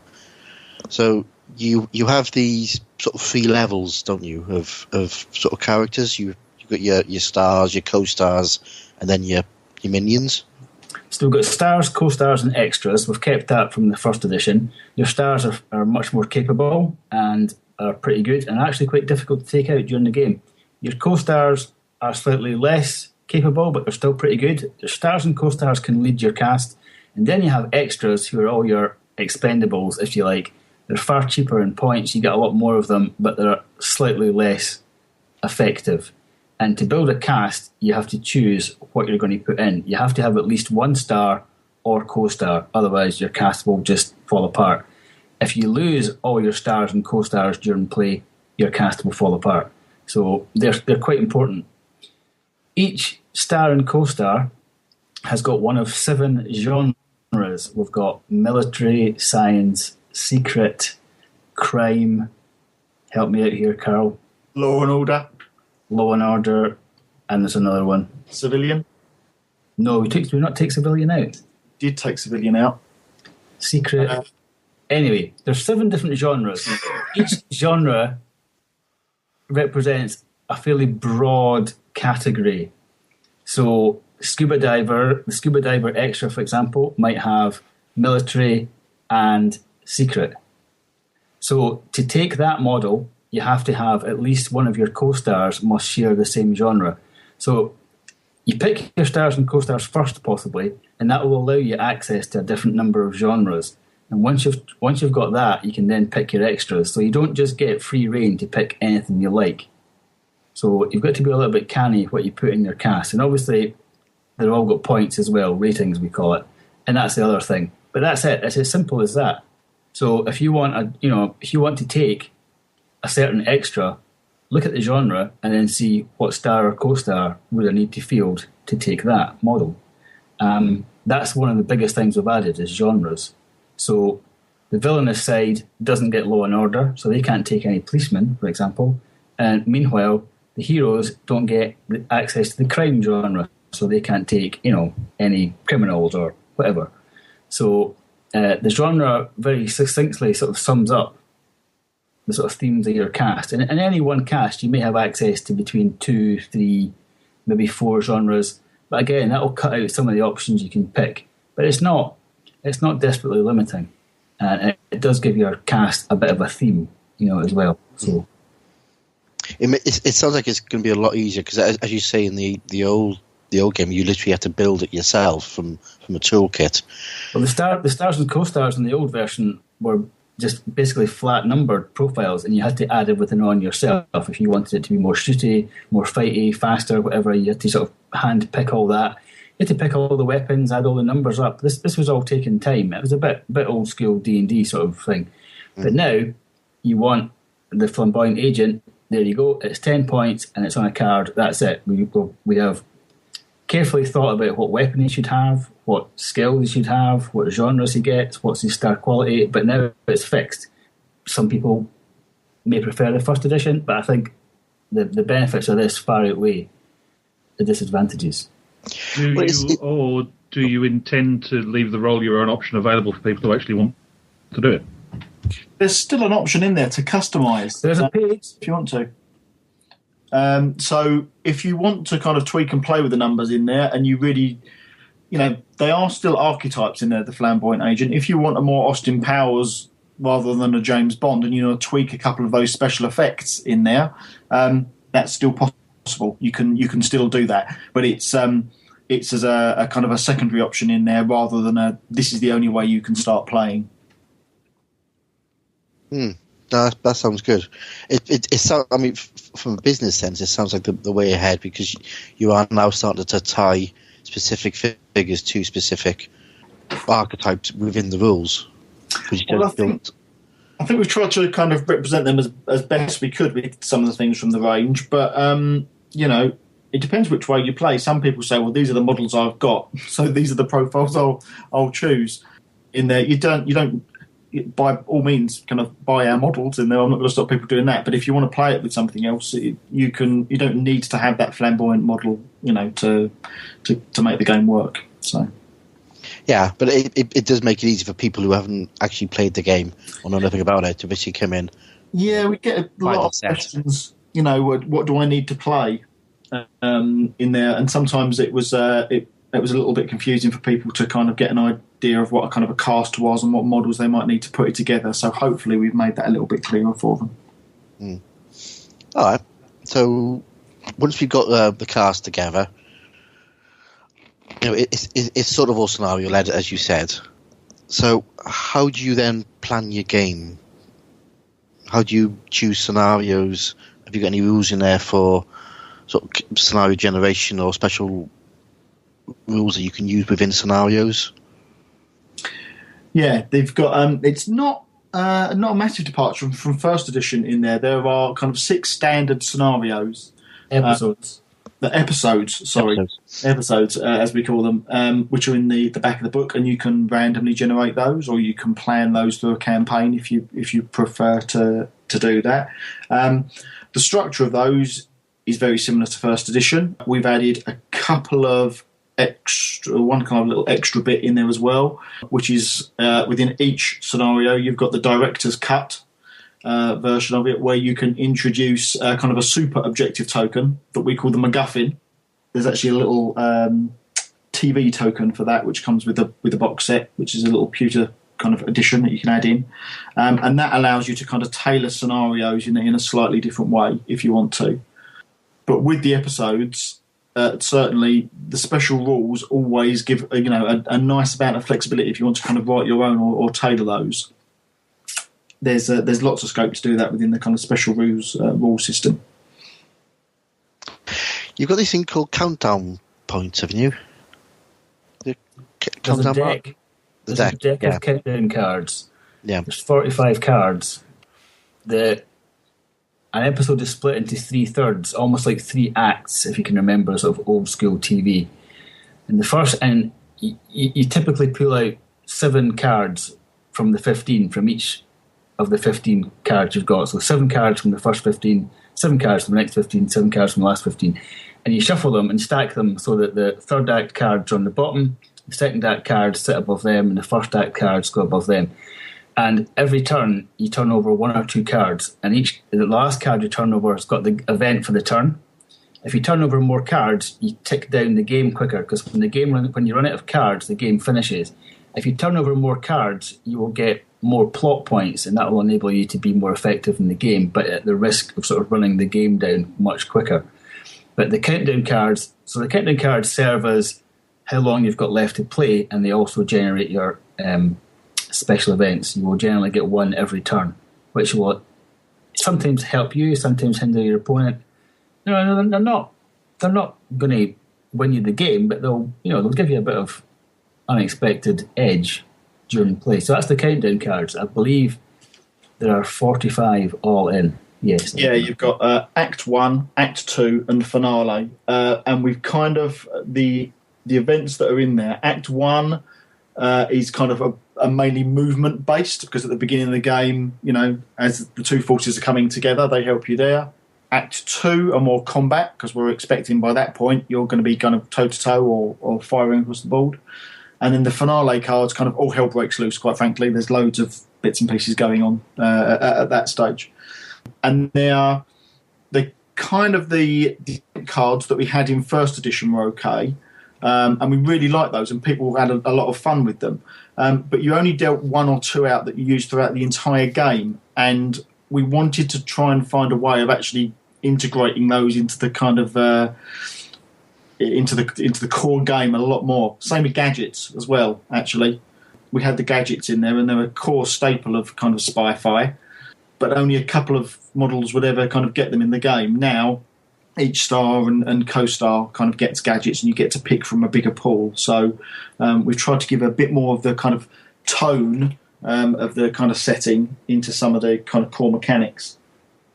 So these gadget cards, are they chosen when you put your faction together? Or are they sort of scenario specific? What you do, models will have the gadget special effect. So if all your models between them have 2 gadget special effects, you double that number, so you get 4. You draw 4 cards at the start of each episode, and then you pick 2, and then they remain in a pool. So you don't give them to any model, and models with the gadget special effect can use them when it's relevant. So you don't have to write them down anywhere. It's not as if you give one model the jetpack or whatever. You just deal them out before each game. Nice. I like that.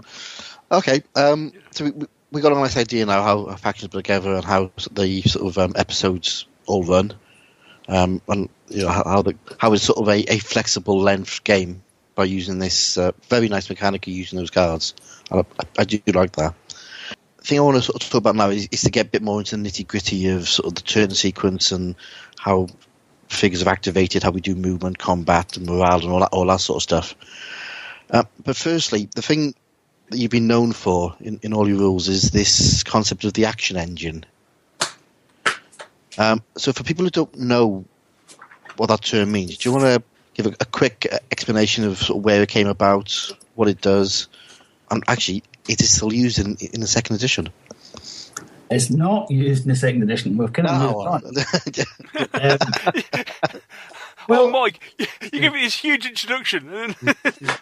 Well, to be fair, it was just a catch-all name to kind of describe the type of gaming that you'd get. You know, it's meant to be it's action gaming in there, I guess.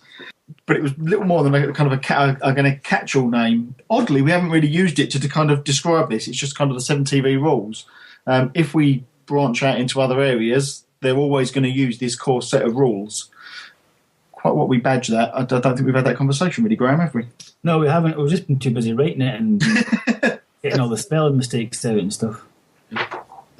So it's more of a concept, really, than an actual mechanism.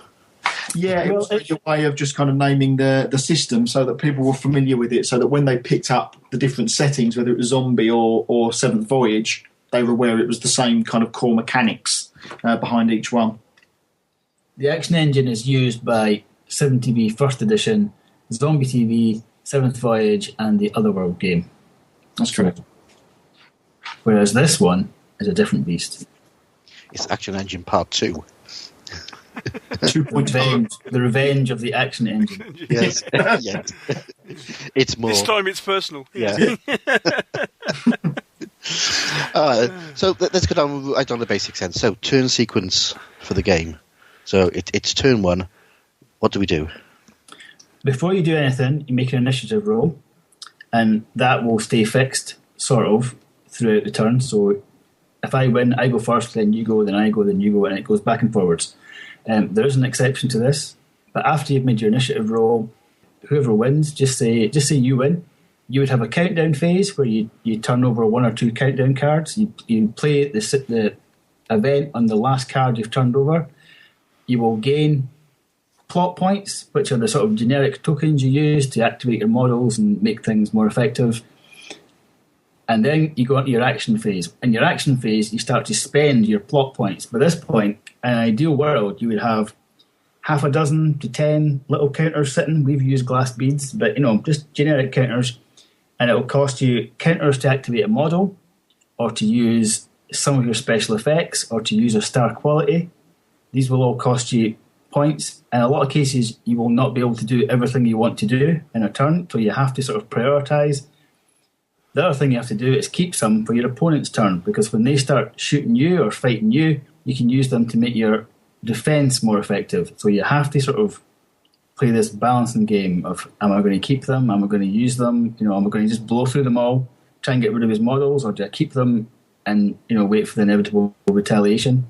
So the action phase, you do all that. You move your models. You make your attacks, all the rest of it. In the end phase, you just kind of tidy up. It's whatever's been going on. Are you still on fire? Is your cast? Has it lost so many models it's just going to fall apart? You do all that at the end phase. And then you turn it over to your opponent, and it would normally go back and forward between the two players, except once a game, you can take initiative and you can take 2 turns in a row. So you can steal the scene, is what you can do. You can steal the scene, yeah. So you get a second turn immediately after the first one. You get less plot points in the second turn. So in an ideal world, you'll have saved some, but you can do things again. But once you've done it once, it then passes to your opponent, and you can't do it again. But of course, your opponent may still be able to do it to do this to you during the game. So it's a sort of one-off advantage you can take. But normally, the initiative will just back and forward, and then eventually, at some point, someone will achieve their episode objective. The game will end. You count up the victory points, and that's a sort of overview of it. Okay, so the plot points that you get, is it still similar to first edition where you get half the number of plot points as you got figures on the board? Or have you done something different now? What we've done, we had activation tokens in first edition, and we had audience appreciation. And what we've done is kind of combined those 2 mechanics and then kind of improved on them with the kind of plot point mechanic. So these are really the driving kind of mechanic of the whole game, and you use those to kind of do everything. So you get awarded plot points in the countdown phase. So if you decide to move over kind of 2 cards, you'd get 2 there. Once the finale cards kick in at the end of the game, each side will get 2 plot points as well. And then when it goes into the action phase, so each turn, you'll get half a plot point for each extra in your cast. You'll be rounding up. 1 for each co-star, 2 for each star in there. So they're the basic. So you'll have a little kind of pool to start off with. And then you can use those. If you want to, you could put plot points next to every single model and then activate those. And actually, from that point on, the activation part is very, very similar to first edition. You get each model gets its 2 actions: move, shoot, melee in there. But as Graham was explaining earlier, you might not want to activate all of your models. You might want to hold some back for your attacks. You can also use them to kind of buy extra dice for your attacks and for your defence as well. Some gadgets require you to spend plot points as well to sort of get them going. And the same with all of the kind of star qualities that the stars and co-stars have got. They require them as well. So it's there's a huge amount more kind of tactical choices just with those plot points than we ever had in kind of first edition. Do you want to push everyone forward? Do you want to save some up for making a powerful attack against someone? Do you know that your enemy's getting into position and you want to save them for defence because you're exposed? There's lots more options there for you with the plot points. Do you have to decide the number of figures you want to activate at the beginning of the turn, or can you say, right, I'm going to spend a plot point, I'm going to activate this figure, and he's going to do his activations. Right now, I'm going to activate this one. You do it as you go along. You do as you go along. Okay. Yep. You'll have your plot points at the side, a nice heap of red beads, and you can just pick and choose how far along you want to go. At any point, you can choose to stop, and then you'll just go to the end phase. Nice. So any game that's got that sort of level of resource management in it, I just love, because you've got that uncertainty. You're not sure which way to go. As you can blow them all very quickly and then take the pain, or you can act quite defensively and try and hold a lot more to counter what your opponent's doing. But you've got to make that decision then and there. Yeah, when we were looking at it, I'll admit I wasn't really sure. I'm thinking it seems such a departure. I couldn't find the first one, but you just get a huge amount more options available to you with what you do each turn, and it's just more fun, to be honest with you, rather than just being able to activate something and then just get the 2 actions. You've got a lot more flexibility with what you want to kind of do with your cast, I found, anyway. Also keeps your opponent in the game in your own turn.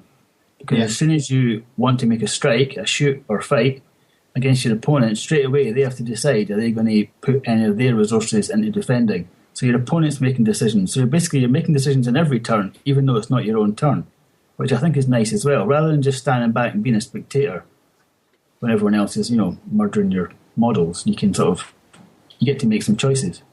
That's something we really wanted to try and get into the kind of second edition, because it is you go, I go.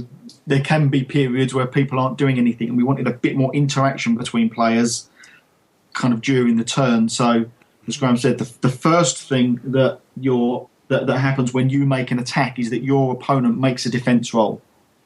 They can choose to buy plot points there, and there might be a couple of modifiers to do, but they generate a kind of a defence total in there, and then you decide, you make your roll, your attack roll, and again, if they roll particularly high, you think, actually, I'm not going to do a great deal to make to add to this attack. I know I'm not going to be able to get through. If they've rolled poorly, you might pile it all in to make sure that you take that kind of model down. So again, there's just a little bit more going on in each turn. Okay, that's quite interesting. So with combat, we'll come back to movement in a minute. So in sort of combat and shooting, you do the defense rolls first before you do the attack rolls? Yes. The defender generates a number based on the model's abilities, any modifiers, and any plot points that sort of sunk into that defence. So you're kind of... the defender is slightly doing it blind, but then it balances because both players are doing the same. And if the defender ends up with a ridiculous level, just say the defender rolls 15 for their defence, there's almost no way you're going to manage to get to that number if you're the attacker. So in that case, as the attacker, you would just move on. You just wouldn't put any more resources into that attack and just move on because your opponent has generated such a wildly high defence roll. But then, it's about making them roll, see what their number is. If it's low enough that you think, I've got an opportunity, then you can, put your points in and just try and, get the hit. Okay, so it's almost like an opposed roll, but it's a staged opposed roll, isn't there? That you do in. Yes, it is an opposed roll. Yes. So, if I'm attacking and I score more than his defender, I would then cause a hit against that model. I'm kind of guessing that sort of your extras can take sort of one hit or so, and then they're taken off, whilst your heroes can take a lot more. Or have you got some other mechanism in there? There's two things going on. Extras typically have 1 health. Co-stars typically have 2, and stars typically have 3. There are a few exceptions to that, but that's the general rule. Extras have also got a lower defense. Defense is where your defense roll starts at. So extras will typically have 8. Co-stars have 9 and stars have 10. So it's actually, as well as having more hits, stars have a higher natural defense in the first place. So it's a sort of double whammy. They take more hits to remove, and it's slightly harder to get a successful hit on them, which gives them a bit more longevity. This has been playtested to the nth degree. Yeah, because this is your core mechanic, isn't it? Is getting these numbers right. Yes. And it only takes a little kind of a difference in there to just to kind of unbalance it. But so yeah, there's been a lot of work gone in to make sure that there's balance across all of those profiles.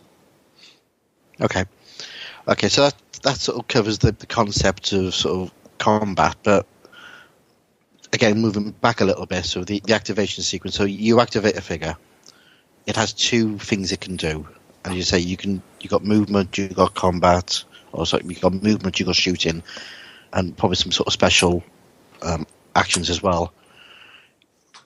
Can you make 2 movements during the turn? Yes, you can. We used to call it a run, but now you can just move twice. If you're going through rough terrain or trying to go over a wall, you can't do that in your second action, so that'll naturally slow you down. But yes, you can. You can move twice. Most models move 6, so you can, if you want, move 12. Cool. And you've obviously got the rules in there for doing weird things like jumping and climbing and swimming and all that sort of stuff. You don't know how many pages are taken up of just basic movement things. It's just to explain all of those kind of situations seems to take a huge amount of time, doesn't it? But you have to try and get all those eventualities. Yeah, if you are moving through quicksand on a sunny afternoon in spring. But yeah, all the usuals are there: climbing, going through obstacles, buildings, ladders, falls, swimming, even, with or without armbands. It's kind of the price you get for being RPG light, isn't it? Yeah. Because war games, it's just light terrain, difficult terrain. When you can actually send figures upstairs, things get more complicated. Yeah. So, but yeah, there's all the rules in there for that. But again, generally, we try to kind of simplify that and pare that down from first edition, and that's been a general kind of ethos across the board. And we discussed sort of shooting. So with shooting, obviously, you got different weapons with different ranges and different sort of strengths, haven't you? So you do your combat like that. But what about sort of close combat? About is it done simultaneous? So if you move into base contact with another figure, are you automatically having a fight, or is it you use one action to move into base contact and another action to do the combat itself? You get to charge any movement action where you end up within your fight range of another model. That might be 0 inches if you've got just a normal weapon, or it might be an inch if you've got a spear or whatever. You can make a free fight attack. It's called a charge attack. And you get a sort of minor bonus for making a charge, so that you get that, and your move is one action in effect. And if you're in, would you then get locked in combat, or can you move away from combat? In our company, we have had this horrendous question about free strikes, and this has caused us no end of arguments. And I believe Karl thinks that you shouldn't be able to get free strikes, but I think it's a tactical necessity. Otherwise, you can just wander around the table at will. I think your chance to take a model out when you're far away from him is with a gun. And once you're in combat, you shouldn't be allowed to just leave it and walk away without penalty. So yes, you will get free struck if you choose to walk away from a combat. I feel like we've gnashing. I can hear it from here. Yeah. We got there in the end, though. Yeah. So was that one of the fun parts of the playtesting? It was kind of in there. I think we said we'd put it in and give it a go and see what people think. I think is where we got up to it. We just happen to have a difference of opinion of the way. I would say if you don't have it in, you're handing the game over to ranged combat. Almost exclusively. I think the kind of the issue was that in a real life scenario, you can just kind of back off, but fundamentally it isn't a real life scenario. It's little men on a board, and you have to kind of put some of that aside. As Graham says, make sure that there's kind of a tactical or strategic advantage to kind of doing that in there. So that's where we ended up. The best games require you to make choices, and this is a choice. Do you stay in combat and get your head bashed in, or do you try and retreat and possibly get your head bashed in? But it's a choice. Now, I do like giving people choices. Sometimes, and the more difficult the choice you can give them, the better, because then they're forced to think. And can you gang up on figures? Can you sort of surround them and get bonuses for having multiple figures in contact? Let me just check. I'm now trying to remember what rules we put in and what rules we didn't. You get extras for rear attacks in there, which means I believe I'm right in saying that if you're attacked in the rear, your opponent can't add any defense dice, so they can't spend plot points to buy kind of additional defense dice. But yes, there's no reason why multiple models can't all gang up on a single one in there. The basic rules don't have a modifier for additional models, because that actually imbalances it. But certain profiles, certain models themselves have that in their special abilities, almost like a gang rule. So if you manage to get all the models in your gang, if they've got that special effect, in Base Contact, those models get it. It's not a standard out of the box rule. Yeah. So you can have that sort of concept of a dozen guys in boiler suits and hard hats jumping on the action hero and him fighting them off. Exactly. Yeah. Which is what you want. It is quite weighted. It is quite weighted in favour of stars and co-stars. But then I think that's probably right, because that's the sort of genre we're trying to emulate. Yeah, you're in red jersey territory, aren't you? That's where we're. Yeah. Do you find that the sort of villainous factions end up with lots more minions? Sorry, extras than the goodies. Well, in the first edition, we tried to deliberately weight that, but this term we haven't. But the choice is yours. If you take more stars and co-stars, you will inevitably end up with less models. But if you take more all you need is one co-star, and then you can just fill the rest of your cast with extras. The problem with that is that if you lose your co-star, you'll start losing models every turn because no one's there to lead them. So the choice is yours. Do you go for a faceless horde of minions and just stay at the back? That's probably what an evil person would do. So again, it's a sort of choice you make right at the start when you build your cast. Do you have the redundancy of an extra star or co-star, even though that will cost you some extras in the long run? All right, so you sort of mentioned a little bit there about if you lose your stars and your co-stars, your extras start to get whittled away. Is that a sort of a morale mechanic that you've... In first edition, with morale, you took a shaken test when you were down to about 50% of your force, and then when you were down to 75, you took a wiped out test. Well, we've tried to kind of crunch some of that back, and now you just determine in each end phase whether your cast has been axed. Another TV term in there that we've kind of we've Yes. tracked in. So your cast considered to be axed if it has more models kind of removed from play than in play. So it's a really simple mechanic. You have more models that are kind of on the table playing in there than you've lost, and then you make a spirit test at that point in there using any of the kind of stars or co-stars that you've got in play. If you don't have a star or co-star in play, then that test automatically counts as failed, and then you start to lose models. So you'd lose 1d6 of your models from the game immediately. So yeah, the stars and co-stars in there, keep them around, but the profile's built so that they're a lot sturdier than your average extra. So I'm getting a good feel for these rules. What about campaign system? Have you dropped down there? Because that's one thing that wasn't in the first edition, isn't it? it was in the summer special supplement in there as a kind of an add-on at the moment. It's not in this set as it goes in there. It's got the kind of the 6 basic episodes that you can play. Actually, more than that if you start to kind of use the director's cut part of it, because you can kind of change some of the scenarios in there. At the moment, we haven't got anything planned to kind of build on the kind of campaign stuff, but I think if we do, it would probably be considerably simpler than first edition, I guess, Graham. Does that seem fair? Well, part of the issue with doing it is that everything's on a card. As soon as it's on a card, it's fixed. If you want to increase, the sort of fight ability of your star, do you Tipex it out? Do you write it on a bit of paper? Do you, we went to cards and the profiles are fixed, so we'd have to think about it. But when we can do anything, I can turn my head to making it work. But we haven't done it right now. At the moment, it's basically a sort of pick up and play game. But I'm not saying we will not come to it. Yeah.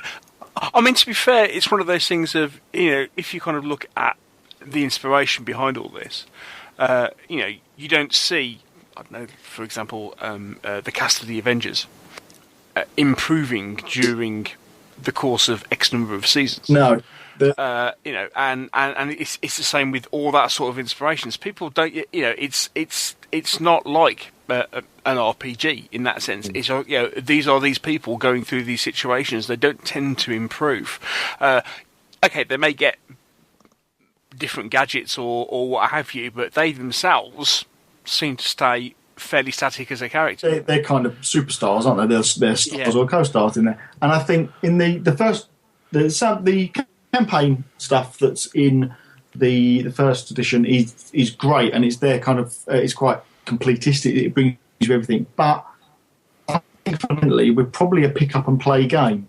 I think it's a fast, fun couple of nights. Now, it's not beyond the ken of any wargamer to be able to look at those scenarios and say, we're going to link them together in I'm doing bunny ears campaign in there to kind of just build a kind of a story. Most of the people that play our stuff tend to be kind of narrative play kind of people. So that's not much of a stretch for them.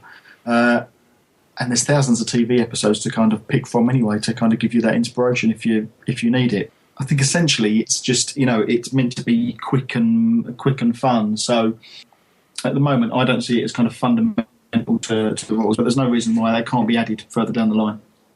I suppose that it comes out of the fundamental question of what people think is a campaign. It is a campaign where you have the character progression and characters get better, as per D&D and so forth, or is a campaign a set of linked specific scenarios where you play? You play one after the other, and which feeds really well into what you're doing with the whole TV background. It's almost like you're creating a series. So there's 7 episodes, and we know that the 7th episode is going to be the big one that where you get to the volcano.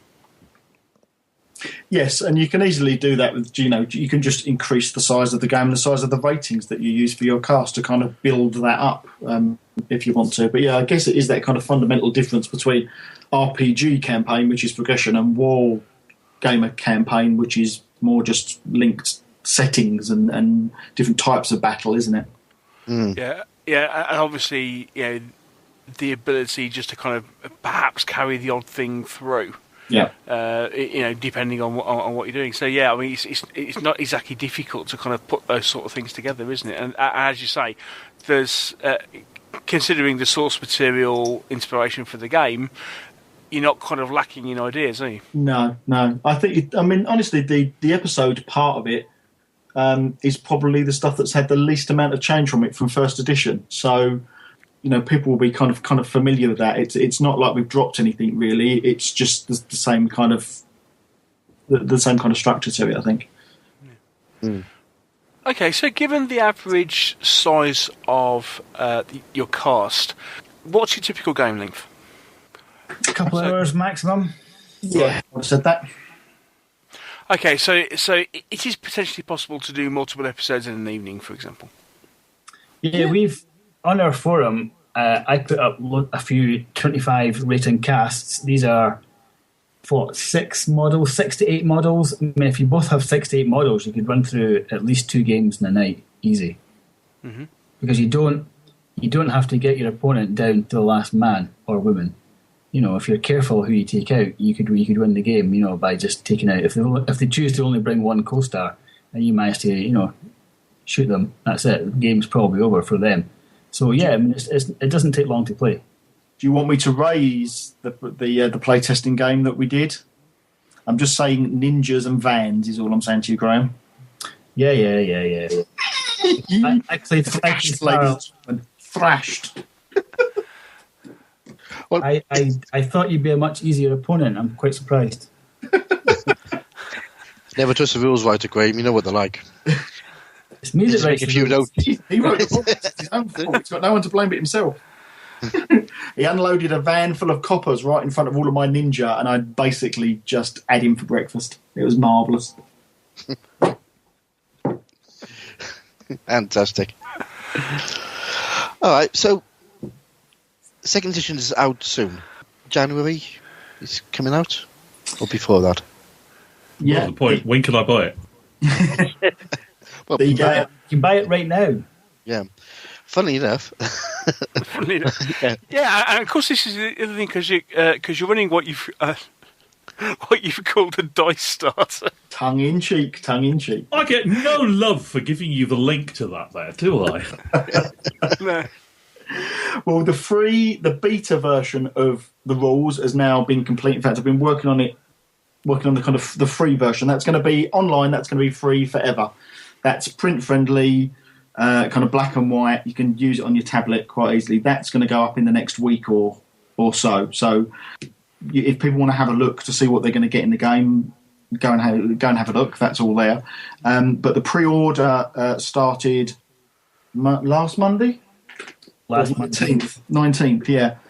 And that allows people to get the boxed game and a little bit cheaper than when it will go on to kind of retail in January. And as I said, that question we always get is, what do I need to play? So we've tried to give some miniature kind of deal options with that as well. So there's 6 different kind of themed casts that people can pick from in there, which is 8 models for 15 quid, I think. And each one of those has got a brand new sculpt, sometimes a couple of sculpts actually, that they can pick from. So there's Army, and which has got a good kind of military and some good soldiers in it. Action, which is a good spy-based one. A cult, which has got some cultists and a weird kind of dribbly statue. Mad Science, which has got lots of various dribblies and an excellent mad scientist. New sculpture in there as well. So there's a range of different things people can kind of pick from depending on what sort of game and what sort of thing they want to play. So. Yeah, I have to bite on that little subtle passing mention there, but what's in the box? What's in the box? I was going to say, because you just preempted me, Mr. Whitaker, because it was a case of, hang on, you're producing a box game because last time it was a set of rules, and then obviously you had all the extra bits that you could buy. Yeah. So this time round, you're going for something a little bit different. Well, so really, it's the sort of same as before, because as you say, we had the rules and we had all the bits. What we're doing now is kind of putting those bits in a box, really, in there and keeping them together. So in the box, you've got the director's guide. So that's a 48-page booklet which gives you all of the rules that you need to play. So all of the stuff that we've just been talking about, the core mechanics in there. Then you've got the producer's guide, which is a 32-page book, which has got sort of how to build a cast, how to customise your stars, information on what all the profiles mean and the genres that they're part of, and all the stuff about episodes in there, so actually how to kind of play your games. All of those cards that Graham's been talking about, you've got 2 decks of profile cards, one heroic and one villainous, and in each one of those you've got about 55 model profiles, 9 or 10 vehicle profiles in there, and then you've got some unit cards, which are a slightly new concept for 2nd edition as well. Very similar to the 1st edition leader kind of mechanic, but now just with specific unit models. So you've got those in hero and a villain deck. You've got a deck of the 45 countdown cards, 20 gadget cards. You've got the plot point counters, which are little red beads. 20-odd acrylic status tokens. We've reduced a couple of status now, so there are kind of 4 statuses that you've got and some objective tokens, and then you've got the pewter MacGuffin token, which is a little tiny TV that you use for your kind of super objective token, a blast and flamethrower acrylic template, and a bunch of dice. So that's the box. Cool. And it's 40 quid, which I think is a bargain.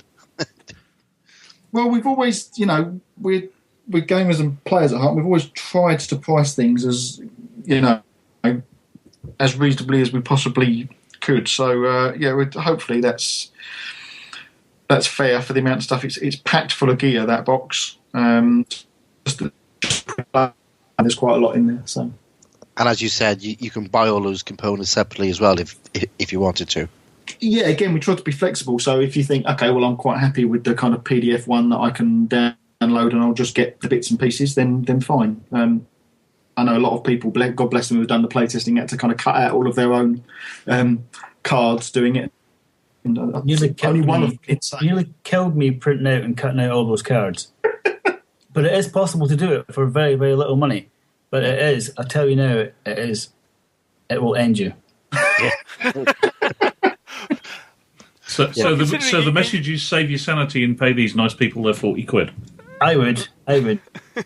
It's costing us a fortune in medical bills for all of those playtesters that went nuts doing it. So I must admit, I'm sitting at the Dice Starter page at the moment and I'm very, very tempted. Just click the button, Mike. You know you want to. I must be. I did some cards for Juggler when we played testing that, and it was only 48 I had to do. And it took me all night. It really is a pain. Because you print it out and then you got to cut out every single card, stick them together, put them into a card holder. And I got them all done. And a week later, It's a bit of a digression, but if you've ever got to do that, artscow.com is the way to go. Where was that? Artscow.com. Artscow? They're a little... Yes. Artscow. They're a little overseas company that has that will do you a deck of custom cards with anything you like on the fronts and the backs, with a nice little flash-based editor to allow you to do it. And they're under 20 quid for a deck, and they're worth every penny. I use them for I Ain't Been Shot, Mum. Yeah. Or you can buy our cards from us. Obviously, yes. But at the point when you were doing the playtest, you didn't have those. That's true. But to be fair, I mean, we basically the whole game is going up free. So the rules are going to be free online. The cards, you can download all the cards. If you really want to just print out the cards you need for the cast you've got, you can get it all for nothing. Presumably everyone has those millions of D6s from Warhammer or whatever, so you only need about 6 days. But I mean, basically, it is also available free. So it's just it's a bit of a step for us, but I think it's a good way to go. And the die starter is going to be running till end of November. Yes. Yeah, 29th, I think, is the last day. So. Okay, and then the product is actually released. We're hoping we're going to get delivery at the end of hopefully December, and then we'll start doing kind of fulfillment in the kind of first come first served then. So I would imagine it will start going out in January. It'll be in people's post boxes, if not before, if we can possibly manage it. We're just finalising a few bits and pieces with the printer now, and trying to convince them to get it so that people are getting it in their Christmas stocking if we possibly can. We think that's a bit of a nicer way of doing it, but it's thumb screws to the printers at the moment to do that. Right. So that's what you're producing at the moment, and what's coming out by the end of the year. So, moving on from this, what's coming next? What have you then got planned for 2nd edition 7 TV? One of the first things we want to do is to give people who've got the 1st edition program guides, 6 sort of pre-made casts that we did for 1st edition. We're going to update all of those profiles for 2nd edition. We're going to give them away free online so that anyone who's got the books can instantly play these models with 2nd edition. That's all going to be free. We're going to expand each of those 6 program guides, hopefully out to 10 program guides, and really expand each program guide with a lot more models and profiles that you can take. That'll be a big job, but we'll get onto that. We have already released the Paranormal Exterminators program guide for 2nd edition, and I'd like to follow that up with a future Freedom Fighters one. Some of you may know what that might be based on. Oh, yes. Sorry. I just started dribbling there a little bit. And then in between that, there's every possibility that, again, we'll put up some more free bits and pieces. I have a few rules based on sort of TV shows I'm working on right now. We may just give them away just to show what the system, show how versatile the system is, what it can do. So if you have 4 middling teen miniatures and a Great Dane, you may be able to use our rules for that shortly. But I think those 10 program guides with massively expanded content, that'll keep us busy for a while. Yeah, we're going to theme those around the new genres. So there'll be like a military one, a science one, a secret one, and I think the plan is that each one of those will have the heroes and villains kind of cast. So that'll have kind of lots of background in about those, and then profiles for kind of a heroes cast and a villains one in it. I think, for example, Department X, I think, will probably be the military cast. That's one of the ones from kind of 1st edition, and then we'll come up with something new and exciting for the villainous military one. So we'll kind of theme them that way. So there'll be a new kind of set of codexes around those genres. Have you considered doing miniatures and cards together as a pack? Yes. Yeah. Like warmers. It's logistically incredibly challenging. We literally don't have the space to store it. And it's quite tricky making sure all our miniatures are kept in stock. We've got a huge lead time on producing miniatures and producing cards which have almost the same length of time. And we could inevitably end up with cards but no miniatures and miniatures but no cards. I was going to say, would it be a case more that you would release, with the program guide, you would release sort of specific cards with that program guide? The program guide will come with the cards. One thing I do want to do is some of our models that we already have, like the Envoys, for example, there's nothing to stop us just putting out a single page PDF with the cards on it. If you're happy to print them off, cut them up, add it to your deck of cards. So, we can release cards that way. I'm quite happy to give away every card we ever do. I'm quite happy to give away free, basically. So, one possible option is that you kind of almost do, an annual release or something like that, and all maybe the freebies and the other bits that we've done over a year, we stock up into kind of like a 2015 deck or something like that. But we'll have a think about that as we kind of progress over the next 12 months, I guess. Yeah. So now you've done second edition 7TV.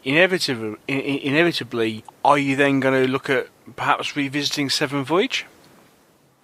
I'm going to say undecided at the moment, because we've got Zombie TV and 7 Voyage in there, and we like both of those systems. Right. But at the moment, we've probably got a plate fairly full with 7 TV, and we wanted to make sure that that's kind of well supported to start off with. We've got a couple of ideas for what we're doing with Zombie TV, but as Graham was saying earlier, is making sure that we're matching up that lead with the kind of the rules bits as well. And we've got such a huge wish list with the 7 TV stuff, and there's loads of people producing brilliant zombie stuff out there already. It's how we kind of get that to align properly. So it's undecided at the moment. I want to have a chat with Graham about that in the next kind of couple of months, really, to see what we might be able to do. But so we want to make sure that 7 TV is really supported with loads of stuff first. Graham, Karl, as you've been chatting, as Mr. Whitaker alluded to, here we are looking at your die starter with fingers poised over the button. Thank you very much. I mean, as I say, having played the original system and enjoyed it, it sounds that what you've done with the second edition in streamlining it and making it a little less easier to get into. It's all good stuff. The system itself works really well. Really looking forward to seeing this. And as you say, especially with the ranges of miniatures that you do anyway, marrying the two together is just great. So I'm really looking forward to giving this another go, because it's been far too long since I played this. And thank you both for coming on and chatting and taking some time out of your day to chat to us about it. We wish you all the best with the way the dice starter's going, and we're doing your best to the printers to get it in everybody's stocking for Christmas. Do my best. My credit card thanks you. So just want to say, thank you both for coming on the show. It's been great to chat, and all being well, we'll catch up with you soon, and we'll find out everything that's been going on since release. And if nothing else, we'll catch up at a show in sometime in the near future. So look forward to it, and especially look forward to seeing what you got in store for us for Salute for next year. Can you give us any hints? Lots of second edition. Lots of second edition that may involve an oil rig. Oh, cool. If you need some blue lino, Mike's got about 20 meters of the stuff. We might be using it. Oh, right. I've seen what we've got planned for Salute next year. We may need some of that blue lino. This is intriguing. Is there some kind of water slide involved or something? Well, last year at Salute, we had the big Dam Busters game, which had this 18-foot roll of blue lino to represent the Myrna Lake. And I know that what Graham has planned for next year does involve water. Just More than Are you that, I going can't fast? say at the moment. Are you going to fashion this lino into giant sumo suits? And then I have no idea. squirt each other with Some kind of wrestling competition. This is going One-to-one. downhill. yes, indeed. Right. So basically, looking at oil rigs and possibly some sort of orange jumpsuits. I would have thought so. Almost certainly. Oh, cool. If you're very, very lucky, we may have a big surprise, but we'll have to just wait and see. We'll have to wait and see, yeah. Yeah. Cool. So look forward to that, guys.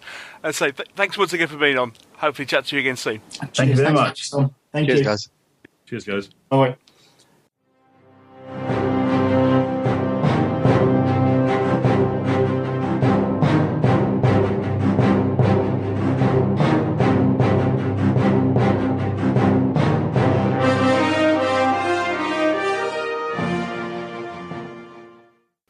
Well, thanks once again to Graham and Karl for coming on the show.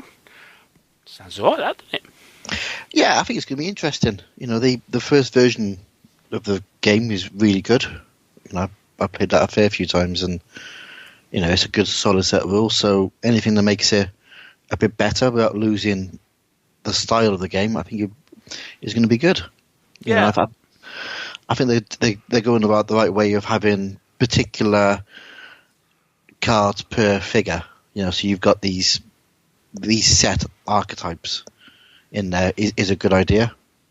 Yeah, I mean, it has to be said that the one thing with the first edition, which, as I mentioned, when you come to the initial setup, and you kind of look at it and kind of go, "Ooh, that's a bit," Yeah, isn't it? It was a little bit daunting. yeah, it can be. Again, that's probably down to the sort of RPG elements they wanted to bring in. So anything that simplifies that is all good, but you've still got that mechanism if you want to design your own stuff. So it's good that they're taking it away that you don't have to design, but if you want to, you can. You know, it's and it's quite interesting with the Otherworld rules, which obviously Karl wrote, which is obviously based on the current edition of 7TV. Yeah, Is that they've gone the other way because it's Otherworld basically gives you the freedom to do pretty much anything you want.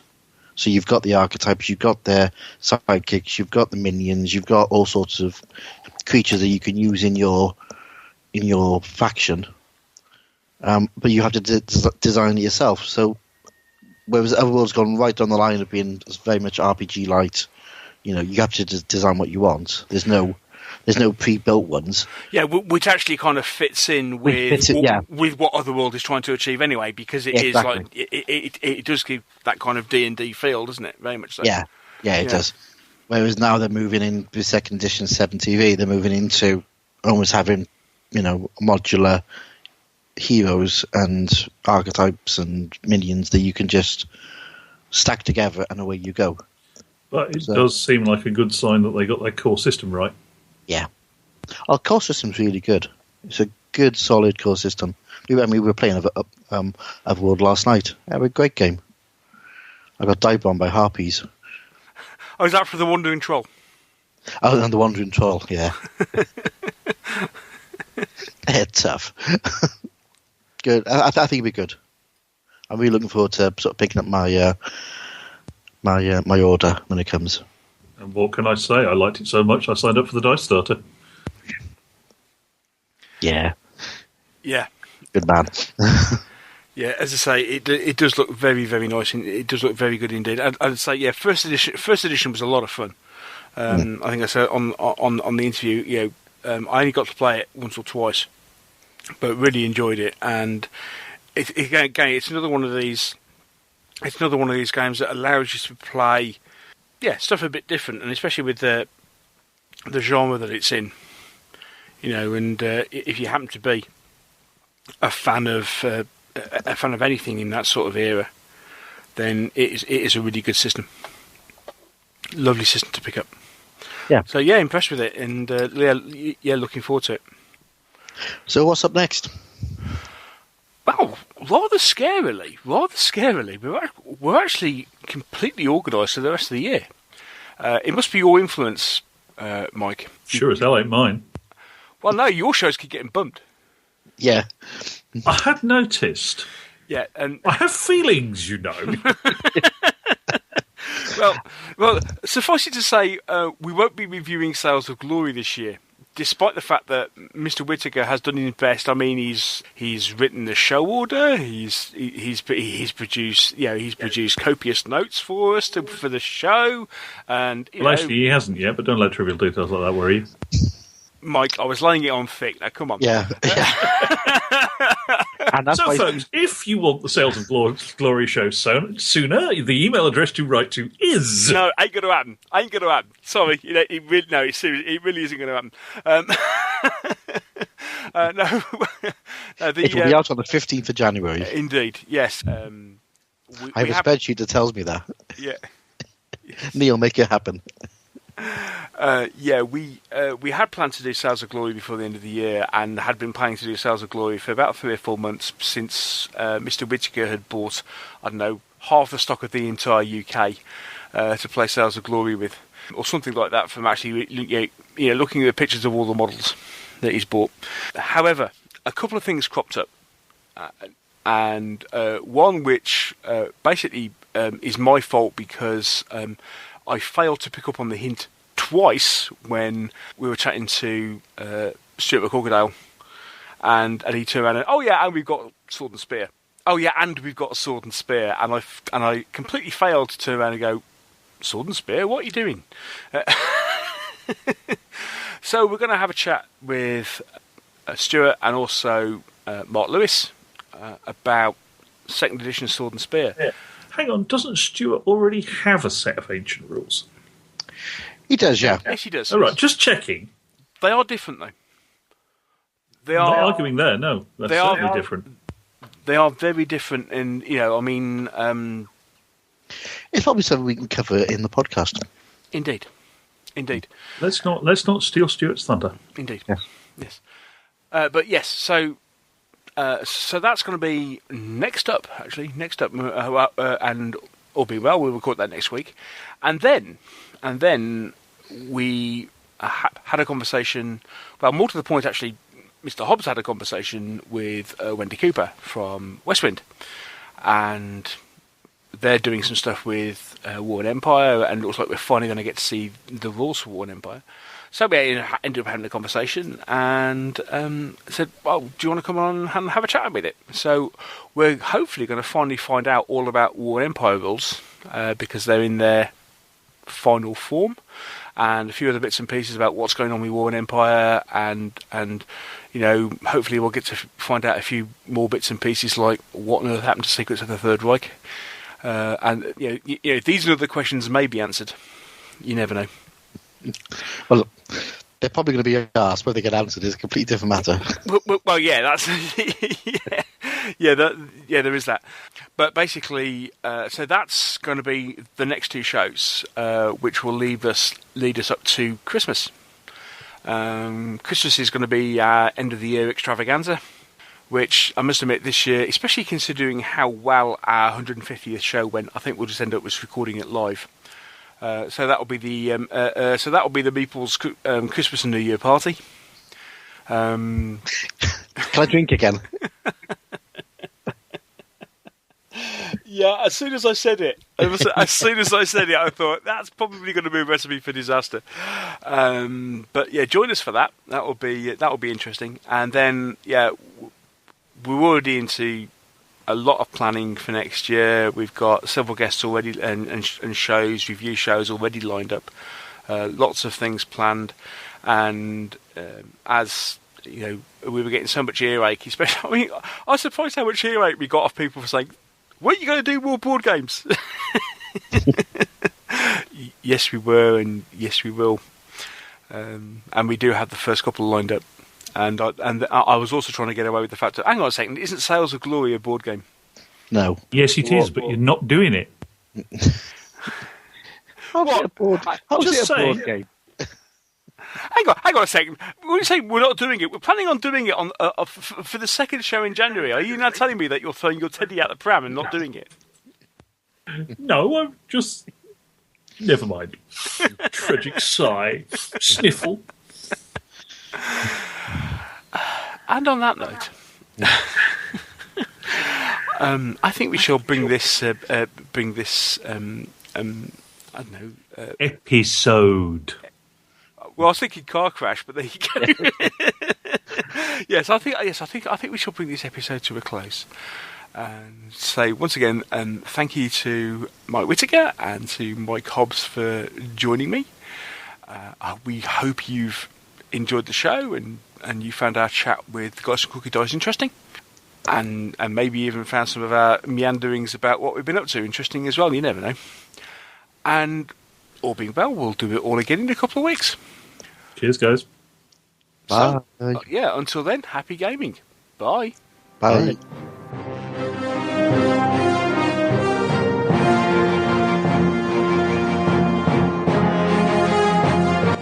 Thank you for listening to the Meeples and Miniatures podcast. If you want to know more about Meeples and Miniatures, there are several things you can do.